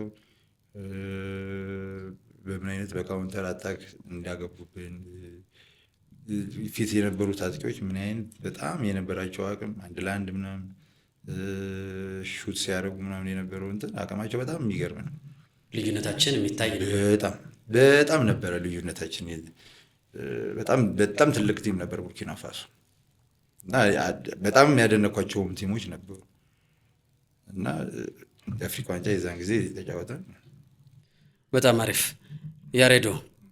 የኮቺንጉ መንገድ ከመጀመራችን በፊት አንድ የንጽጽር ጥያቄ ላንሳልህና ለረፍትም እንዲሆነን ወደ ዋናው ጉዳይ እንሄዳለን። በተለያዩ ቦታዎች ተጫውተሃል። ሊብሮ ላይ ተጫውተሃል፣ 6 ቁጥር ተጫውተሃል፣ 10 ቁጥር ተጫውተሃል። ከአጥቂ ጀርባ ሆነ አጥቂና በረኛ ነው ያልሆንከው። ስለዚህ በአንተ ዘመን ከነበሩ ተጫዋቾች ምርጦቹን እንድትመርጥልኝ ይፈልጋለሁ። ምርጡ ተከላካይ በያሬድ ዝናቡ ምርጡ ተከላካይ ማን ነው? ያንተ ዘመን ምርጡ ተከላካይ? እኔ በሚጫወትበት ዘመን ለእኔ ሳሚ ፌሊክስ ምርጥ ተከላካይ ነው። እኔ በሚጫወትበት ዘመን ሳሚ ፌሊክስ አሁን የቅዱስ ጊዮርጊስ ምክትል አሰልጣኝ። ምርጡ 6 ቁጥር ምርጡ ስኪመር ማን ነው? ምርጡ ስኪመር በወቅቱ ስኪመር ሚኪ ጣሊያን ደስ ትለኝ ነበር። ሚኪ ጣሊያን ምርጥ ነበረች። ሚኪ ጣሊያን እሱ ምርጫ ነው። እሱ ምርጫ ነው። ሚኪ ጣሊያንም በቃ ስኪመር በዛ ሰዓት ኳስ በጣም የሚችል ስኪመር፣ ይሄ ሰራተኛ አለ የማይደክመው ሰው። ሚኪ ጣሊያን ምርጥ ነበር። 10 ቁጥር ቦታ ልንሄድ ነው። ለአጥቂዎች ያለቁ ኳሶችን የሚያቀብል በጣም ኳሰኛ የሚባል ያው ክሬቲቭ ተጫዋች ነው 10 ቁጥር ቦታ ላይ የሚጫወተው አይደል? ከተመለከትካቸው በጣም ድንቅ የምትለው 10 ቁጥር ማንን እንምረጥ? ማንን ትመርጣለህ? በደንብ ቦታውን ማስተር ያደረገው ዳዊት ነው። ዳዊት ስጢፋኖስ 10 ቁጥር ለተጫዋቾች ለአጥቂዎች ፋይናል ፓስ በደንብ በአግባቡ የሚሰጠው በወቅቱ በእኛ ዘመን ዳዊት። አንዳንድ ሽመልስም እዛ ጋር ሲጫወት በጣም ጥሩ። ከዳዊትና ከሽመልስ ዳዊት ስጢፋኖስ ወይስ ሽመልስ በቀለ? ሁለቱም የተለያየ ኳሊቲ ነው ያላቸው። ባይዘው የሁለቱም አድናቂ ነኝ። ግን አሁን ኮች ያሬድ ዝናቡ ሆናል። አንዱ ምረጥ ብትባል መታን አይደለ? ሳሚ ፌሊክስ መረጥን፣ ሚኪ ጣሊያን መረጥን 10 ቁጥር ቦታ ላይ ዳዊት ስጢፋኖስ ወይስ ደግሞ ሽመልስ በቀለ? ጥሩ አጥቂ ካለኝ ዳዊት ስጢፋኖስ። ጥሩ አጥቂ ካለ ዳዊት ስጢፋኖስ። በጣም አሪፍ። ያንተ ዘመን ድንቁ 9 ቁጥር ዳዊት ስጢፋኖስን እዛ ቦታ ላይ ካደረግን ከዳዊት ስጢፋኖስ ፊት ለፊት ሆኖ የሚጫወት ጨራሹ አጥቂ ሳላ ሀም ለሚለው አይምርህ። በዛ ላይ ፖዚሽኑ ያስገድዳል። ፖዚሽናሊ በጣም ይጠብቃል። ያለህም ኳሊቲ ይጠብቃል። እንዴት እንደምትሰጠው ያውቃል። ይዘጋጅልሃል። በቃ ደስ ይላል። አዳነም እንደዛው ነው። አዳነ እንደውም ከሌሎቹ ቦታ ላይ አጥቂ ላይ ሲጫወት ለሚድፊልድ ምቹ ነው። አዳነም ጥሩ ነው። ለምሳሌ አሁን በመስመር የሚሄዱ ኳሶች እንደዚህ ሃይቦል ለመጣል እንትን አዳነ ምቹ ነው። የሰጠኸው ኳስ ራሱ ሌላ ነገር ሌላ ምንም ተአምር ውስጥ ሳይገባ ቆንጆ ሹት አድርጎ የሚያገባ ነው። ግን ሳላዲን በቃ በጣም ጠብቆ የያሬድ ኳሊቲ ምንድን ነው እንዴት ነው የሚሰጠኝ ብሎ የሚያውቅ ሰው ጎበዝ ነው። ካገኘም ደግሞ አይምርህ። ስለዚህ ቀደም ሲል በዳዊት ጀመርክና ሽመልስን አስገብተህ ዳዊት መጨረሻ ላይ መረጥክ። በሳላ ጀመርክና አዳነን ፊቸሪንግ አስገባኸው። ከአዳነና ከሳላ ሳላዲን ሰይድ በጣም አሪፍ የአሰልጣኝነቱ መንገድ ጀምረዋል። በተጫዋችነት ዘመኑ የነገሰው ያ የሚገርመው ግራኝ ተጫዋች አሁንም ደግመዋለሁ የፈለገውን የሜዳ ላይ ተአምር በግራ እግሮቹ የሚሰራው ያሬድ ዝናቡ አዳማ ላይ ያስጨበጨበ አዲስ አበባ ላይ 20 ቁጥሩ ማን ነው ያስባለው ያሬድ ዝናቡ ሁሉ ነገር እዚህ ምድር ላይ በጊዜ ስለሚወሰን ቴክኒካል ኤሪያው ላይ ለመቆም ራሱን ነገር ላይ ለማዘጋጀት በጣም በቅርቡ የቢ ላይሰንስ ባለቤት ሆኗል። እናፍቃለሁ የእናንተን ዘመን ዳዊት እስጢፋኖስ እና አስራት መገርሳ ምናምን እዛ ቴክኒካል ኤሪያ ቆም ምን ሊሉ እንደሚችሉ እናፍቃለሁ። እውነት ስሜታቸውን የሚረዳ ተጫዋች ያፈሩ ይሆን? እንደነሱ ያለ ተጫዋች በተለይ አንተ ዳዊት ምናምን አቅልሎ ይጫወታሉ የሚለው ምን አይነት ቡድን ሊያታሳዩ እንደምትችሉ እናፍቃለሁ። አሰልጣኝ ያሬድ ዝናቡ አሁን ምን ላይ ነው ያለው? የትኛውን መንገድ ይዞታል? ምን እንጠብቅ? እስኪ እባክህን። ስልጠና ውስጥ 3 ዓመት ምናምን አለፍ። በፕሮጀክት ደረጃ ሲስኮ የሚባል ፕሮጀክት አለ። በፊጋ በሚገኘው ንግድ ባንክ ሜዳ ነው የምንሰራው። ሌላም ቦታ የተለያዩ ሜዳዎች ጋር አሁን የተሰሩ አሉ። እዛም ብዙ ቦታ እንትን እንላለን እና ፕሮጀክት እዛ ነው የምሰራው። አንደር 17 አሰልጣኝ ነኝ። ከአንደር 17 ባለፈ ወደ ታችም እየወረድኩኝ ከህፃናት ጋር አብሬ እሰራለሁ። ሲስኮ ትልቅ ቡድን ነው፣ ትልቅ ፕሮጀክት ነው። በብዙ ነገር በእግር ኳሱ ብቻ ሳይሆን በትምህርት ደረጃ በቃ እግር ኳስን ሳይንስ ነው ብሎ እየሰጠ ያለ ፕሮጀክት ነው። እግር ኳሱንም ትምህርቱንም አንድ ላይ ማስኬድ እንደሚቻል በአግባቡ እያሳየ የሚሄድ ብዙ ተጫዋቾች ከሀገር ወጥተው ብዙ እድል እንዲያገኙ ያደረገ ነው። በዚሁም በሀገር ውስጥም የተወሰኑ ክለቦች የገቡ ልጆች አሉ። በትምህርት ደረጃም አዲስ አበባ ዩኒቨርሲቲ ውስጥ ከኛ ወጥተው ትልቅ ሰቅለው አዲስ አበባ ዩኒቨርሲቲ ውስጥ እየተማሩ ልጆች አሉ፣ ብዙ አሉ። እና በዚህ ሌቭል ደረጃ ነው ፕሮጀክቱ ዘርግቶ የሚሰራው። በትምህርቱም ደረጃ በእግር ኳሱም ደረጃ ሁለቱንም እያስኬደ በአግባቡ ስልጠና እየሰጠ ያለ ቡድን ነው፣ ክለብ ነው። እና እዛ ነው የምሰራው። አሁን እዛም እየሰለጠንኩ ነው። ቢላይሰንሱን የወሰድኩት አሁንም እዛ እየሰራው ነው። ከዚህ በኋላ እንግዲህ ወደ ተሻለ ነገር ወደ ተለያየ ክለቦች ለመሞከር እድል እየፈጠርኩ ነው። እዛ ሰርተ የተሻለ ተጫዋች ለማብቃት በተለይ ደግሞ አብዛኛውን ጊዜ ፕሮጀክት ላይ ስትሰራ ተጫዋች ማብቃት ስለሆነ ተጫዋች የምታበቃው ደግሞ የሚፈልገውን ነገር ብቻ ሳይሆን በአይምሮ የሚፈልገውን ነገር ሳይጨናነቅ በአይምሮ መስራት እንዳለበት ማመን መቻል እንዳለበት እሱን ነገር በደንብ አስረግጠህ ከሳይንሱ ጋር ከሚያስፈልገው ነገር ጋር አብረህ እየሰጠ የተሻለ ተጫዋች ለማድረግ መሞከር ነው። አሁን የምሰራው በዛ ላይ ነው። ለምሳሌ ይህንን ፕሮግራም የሚከታተሉ የክለብ አሰልጣኞች፣ አመራሮች ቢኖሩና ያንን ያሬድ ዝናቡን ከግምት ውስጥ አስገብተው የአንድ ክለብ ምክትል አሰልጣኝ ምናምን ሪከመንድ ብትደረግ ፈቃደኛ ነህ? በሚገባ በደንብ ዝግጁም ነኝ። በዚህ ጉዳይ ላይ በሚገባ ዝግጁ ነኝ። ስልጠናውንም ወስጃለሁ። አሁንም ከኳሱ ጋር አብሬ እየሰራሁ ነው። በደንብ ሁሉንም ነገር እከታተላለሁ። በሚችለው አቅም እረዳለሁ ብዬ አስባለሁ። ምክንያቱም ስልጠናን ከልጅነቴም እወደዋለሁ። እየተጫወትኩም አሰልጥኛለሁ። ሞጆ ላይ ክለብ ነበረኝ። እኔ ራሴ ፕሮጀክት ነበረኝ። ከነገሮች ስላልተመቻቹ ነው ያ ፕሮጀክት የፈረሰው እንጂ ስልጠናውን በደንብ እወደዋለሁ እና በሚገባ ማገዝ ይችላል፣ አቅሙም አለኝ ማገዝ ይችላለሁ ብዬ ነው የማስበው። ይህንን ፖድካስት አብዛኛው ማለት ይቻላል ሙሉ ለሙሉ ማለት ሌላ ነገር እንዳይመስል አብዛኛው ኢትዮጵያ እግር ኳስ ውስጥ ያሉ ሰዎች በደንብ ይከታተሉታል። ሐሙስ ማን ነው እንግዳ ማን ነው ተረኝ የሚለው ነገር እንደሚጠበቅም አውቃለሁ። ስለዚህ እየተከታተሉ ላሉ የክለብ አመራሮች፣ አሰልጣኞች ያሬድ ዝናቡ ያ ጀግና ያ ልባም ያ ኮከብ ግራኝ እዚህ አጠገቤ ነው የሚገኘው። ስለዚህ ቶሎ ብላችሁ ወደ ኮቺንጉ እንድትጠሩት ብዬ በአክብሮት አሳስባችኋል፣ ወይም ደግሞ ሪከመንድም ለማድረግ ያህል ነው። ምክንያቱም ያንተን ያለ እንዳንተ ያለ ታለንት እንዴት መጠበቅ እንዳለበት፣ እንዳንተ ያለ ታለንት እንዴት መጠቀም እንዳለባቸው ክለቦች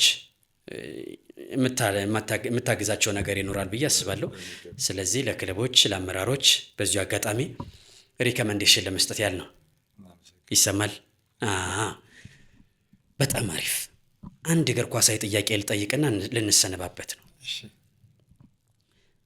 በውጭ አሰልጣኞች ሰልጥናል፣ በሀገር ውስጥ አሰልጣኞች በተለያዩ አሰልጣኞች ሰልጥናል። እንደ ያሬድ ዝናቡ ልዩነቱ እንድታስቀምጥልኝ ይፈልጋለሁ። ኳሳችንን የገደሉት አሰልጣኞች ናቸው፣ ስልጠናው ነው፣ ታለንቶችን ይገድላሉ አያሳድጉም ተብሎ ይታማሉ የኛ ሀገር አሰልጣኞች። የውጭ ሀገር አሰልጣኞችም የራሳቸው መገለጫ አላቸው። በሁለቱም እንደሰለጠነ ልዩነታቸው ምንድን ነው? በእርግጥስ ታለንት የሚገድሉ አሰልጣኞች አሉ? እንደናንተ አይነት ያሉ ኳሰኛ ተጫዋቾችን ብዙ የማብቃቱ ነገር አይኖርም? እስኪ እባክህ። እኔ በሁለቱም ሰልጥኛለሁ። ልክ ነህ። የተወሰነ ልዩነት አለው። የተወሰነ ልዩነት አለው ብዬ ስል የእኛ ሀገር አሰልጣኞች ውጤት ለማምጣት ይጨናነቃሉ በጣም። ወይ ቲማቸው እንዳይወርድ ወይ በቃ በምንም እንትን ብለህ በቃ ወይ እዛ ቦታ ላይ ረግተው ለመቀመጥ ያን የተወሰኑ አሰልጣኞች ናቸው። የተወሰኑ አሰልጣኞች ደግሞ ጎበዝ ለማደግም እንዴት ማሸነፍ እንዳለባቸው ምን ማድረግ እንዳለባቸው ለማሸነፍ እንትን የሚሉ አሉ። የውጭ አሰልጣኝ ግን አንድና አንድ እንዴት ማሸነፍ አለብኝ ብሎ ነው የሚሰራው እንጂ ለማሸነፍ ጭንቀት ውስጥ አይገባም። ለምሳሌ እኔ ዶሴና ምል አሰልጣኝ ጊዮርጊስ ቤት የገባው ዓመት ለመጀመሪያ ጊዜ ረጅም በፈረንጅ ከኦኖራ ቀጥሎ ከሱ ጋር ነው ብሔራዊ ቡድን ከኦኖራ ጋር ነው። ዶሴና የሚባል አሰልጣኝ ነው እና ትልቅ ተጫዋች ሆንክ ትንሽ ተጫዋች ሆንክ አይዶን ኬር አይጨነቅም። ሲኒየር ስለሆንክ ሲኒየር ያስፈልጋል። ሲኒየር ስለሆንክ ግን ከቲም በላይ ሆነ እንትን እንድትልበት አይፈልግም። ኢቨን ከዚህ እስከ ማምጣት ድረስ በቃ አሁን ያሉት ልጆች ሚድፊልድ ላይ ያሉት ልጆች አይመጡንም ማለት ጊዮርጊስን በደንብ ፊት እያደረጉ አይደሉም ብሎ ከዚህ እነ ሳሚ ባሪያውን ከዚህ እነ ምተስኑት ማነው እነ ሳሚ ባሪያውን ከዚህ ሚኪ የሚባል ልጅ አለ ምናምን ከዚህ አምጥቶ ከኛ ጋር አሰልፏቸው እና ምንድነው በቃ ለማሸነፍ ነው እሱ ከዚህ ሲያመጣቸው ያፈረኝ አቅም አላቸው ብሎ አምኖ ነው። ደፋር ነው። ግን እዚህ ጋር አሁን የፈረንጅ የአበሻ አሰልጣኝ ከዚህ አምጥተህ የልጅ አቅም አሏቸው ተው ብትለው ወይ ተሸንፎ ስራውን ማጣቱን ነው የሚያስበው አይምሮ ውስጥ የሚያስበው እና አቅሙ እያላቸው ይሄ ፍራቻ ግን የሚገላቸው ሰዎች አሉ። ስለዚህ አንዳንዴ ማለት አዎ የውበቱን ስም ደጋግም የሚያነሳው እንጂ ውበቱን በዚህ ኳሊቲ ጎበዝ ነው። እኔ እንኳን እንዲህ እስከምል ደረጃ የደረስኩበት አለ አዳማ ውስጥ በጣም ትልልቅ ሲኒየር ተጫዋቾች ነበሩ። ከታች ያሳድጓል እንደምልና አይደርን ኦርቴጋ ዮናስ አብይን ከዩኒቨርሲቲ ዮናስ ወደ 6-7 ልጅ ማለት ነው። እሱን ሁሉ ሙሉን ቲሙን ይዘው ሁሉ ገብቶ ያሸንፍበታል። እና አንዳንዴ ለታዳጊዎችም እንደዚህ አቅሙ አለው ብለህ ካመንክ እንዴት መጫወት እንዳለበት ከነገርከው ፊት ያደርጋል ብዬ ነው የማስበው። እና እዚህ ጋር እንዴት ለማሸነፍ አንድና አንድ ለማሸነፍ ጭንቀት የሚያሸንፈው ደግሞ ያለበትን ስራውን ረግቶ ለመያዝ እንጂ ለማደግ አይመስለኝም ብዬ ነው የማስበው። እና ሙሉ ለሙሉ እምነት ኖሮ በአንድ ተጫዋች እምነት ኖሮ የምታስገባ ከሆነ አዎ ሲኒየር ተጫዋች ይጠቅማል። ይሄ ምንም እንትን የሚለው ነገር የለም። ሁል ጊዜ ለምሳሌ እኔ ባደግኩበት ጊዜ ሲኒየሮች ባይኖሩ ሲኒየሮች ባይረዱኝ የተሻለ ተጫዋች አልሆንም ብዬ ነው የማስበው። ምክንያቱም የረዱኝን በደንብ ስለማቅ ነው። አሁንም በየክለቡ ሲኒየር ተጫዋች ያስፈልጋል። ወጣቶችም ግን ደግሞ በዛ ነው ልክ በኮንፊደንስ በድፍረት እድል ቢሰጣቸው የተሻለ አንተንም የተሻለ ደረጃ ያደርሰዋል ብዬ አስባለሁ። በጣም ደስ የሚል ድንቅ ማብራሪያ ነው የሰጠህን ያሬዶ። በውጭ አሰልጣኞችና በሀገር ውስጥ አሰልጣኞች መካከል በጣም ቆንጆ በገባ መጠን ቆንጆ ሀሳብ ነው የሰጠን። ከአሰልጣኝ ያሬድ ዝናቡ የሚጠበቅ በተለይም ደግሞ ለታዳጊዎች ለወጣቶች እድል መሰጠት እንዳለበት ነው አጽንኦት የሰጠው አይደለም? በሚገባ ለታዳጊዎች ለወጣቶች እድል መስጠት አለብን ነው። የማሳረጊያ ጥያቄ ላይ ደርስናል። የመጨረሻው መሰናበቻ በሚለው ማለት ነው። አሁን የቀረን በሚለው የመጨረሻ ጥያቄ ስለ እግር ኳሱ እናወራ። ማሳረጊያችንን ከህይወት በተቀዳ አንድ ሀሳብ እንድናደርግ እፈልጋለሁ። እቺ ዓለም ለወንድ ልጅ የሚገባውን ክብር ሰጥታለች ብዬ አላምንም። ሸክሙ፣ ዋጋው፣ ህመሙ፣ ስሜቱ ምናምን የገባት አትመስለኝም። እቺ ዓለም መስቀሉ በጣም ከባድ ነው። ቻልክም አልቻልክም፣ ደላህም አልደላህም እስከ ቀራኔው ድረስ ትከሻን ማስፋት አለብህ ብላ ታምናለች እቺ ዓለም። ያሬድ ዝናቡን እዚህ ፊት ለፊት ያስቀምጬ ይህንን ጥያቄ መጠየቅ ፈለግኩኝ። ሁለታችን ወንዶችንን፣ ወላጆችንን፣ ወጣቶችንን አግኝቶ በማጣት ውስጥ በማግኘት ውስጥ አልፈናል፣ እያለፍን ነው። ይህንን ፖድካስት የሚከታተሉ በርካታ ታዳጊዎች ወጣቶችም አሉ። እነዚህ ታዳጊዎች ወጣቶች ያንተን ወርቃማ ሀሳብ ወርቃማ ምክር እንዲያዳምጡ ፈልጋለሁ። በዚህ ዓለም የወንድ ልጅ ከባዱ ጊዜ የትኛው ነው? በዚህ ዓለም የወንድ ልጅ የፈተና ወቅት የትኛው ነው? አንዳንዶች በዝምታ ይጎዳሉ።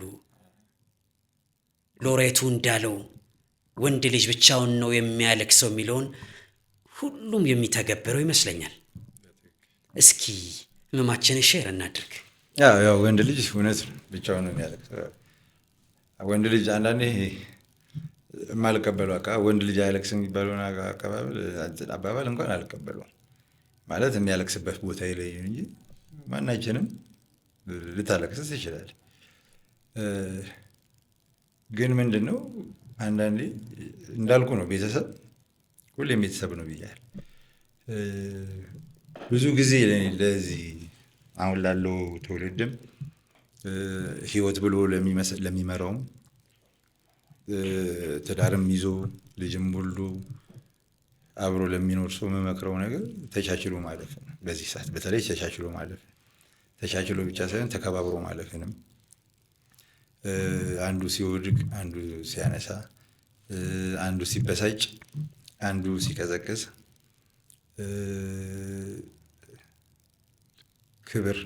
ክብር ታውቃለህ። ክብር ብዬ ስለ ቤት ውስጥ ካልተከባበርክ ችግር፣ ሁል ጊዜ አንዱ የሚናቅ ከሆነ ከባድ።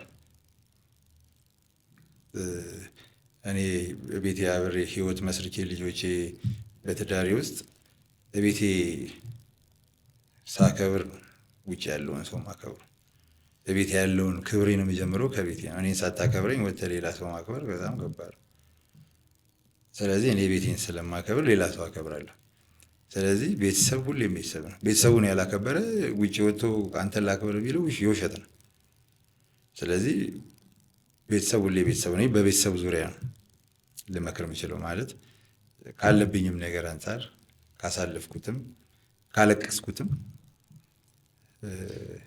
በቃ ለቤተሰቤ ለልጆቼ በተለይ በትዳር ውስጥ ለምትሆኑ ሰዎች መቻቻል። ምክንያቱም የማያልፍ ነገር የለም። ለሁለት ሲሆን ደግሞ ተጋግዘ ሲሆን ደግሞ ታልፈዋል። እና ብንተላለፍ ለልጆቻችን ስንል ብንተላለፍ የተሻለ ይሆናል ብዬ የማስብ ሰው ነኝ። እና ወንድ ልጅም አንዳንዴ በተለይ በማጣት ውስጥ ሲሆን በጣም ከባድ ሲመስለኝ፣ የእኛ ሀገር እንደዛ ይመስለኛል። በቃ ግዴታ ወንድ ልጅ አስተዳድር የተባለ ነው የሚመስለው። እና ወንድ ልጅ ካጣ በቃ ከወንድ ልጅ ጋር መቆየት የለብህም ብሎ የሚያስብ ትውልድ ነው ያለው ይመስለኛል። በቃ ስለዚህ ነው እንደዛ አይደለም። ተቻችለን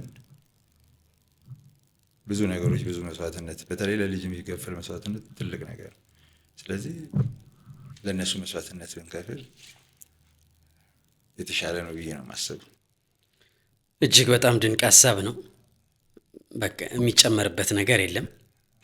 አሜን ብሎ መቀበል ማሳረጊያው በጣም ደስ የሚል ነው።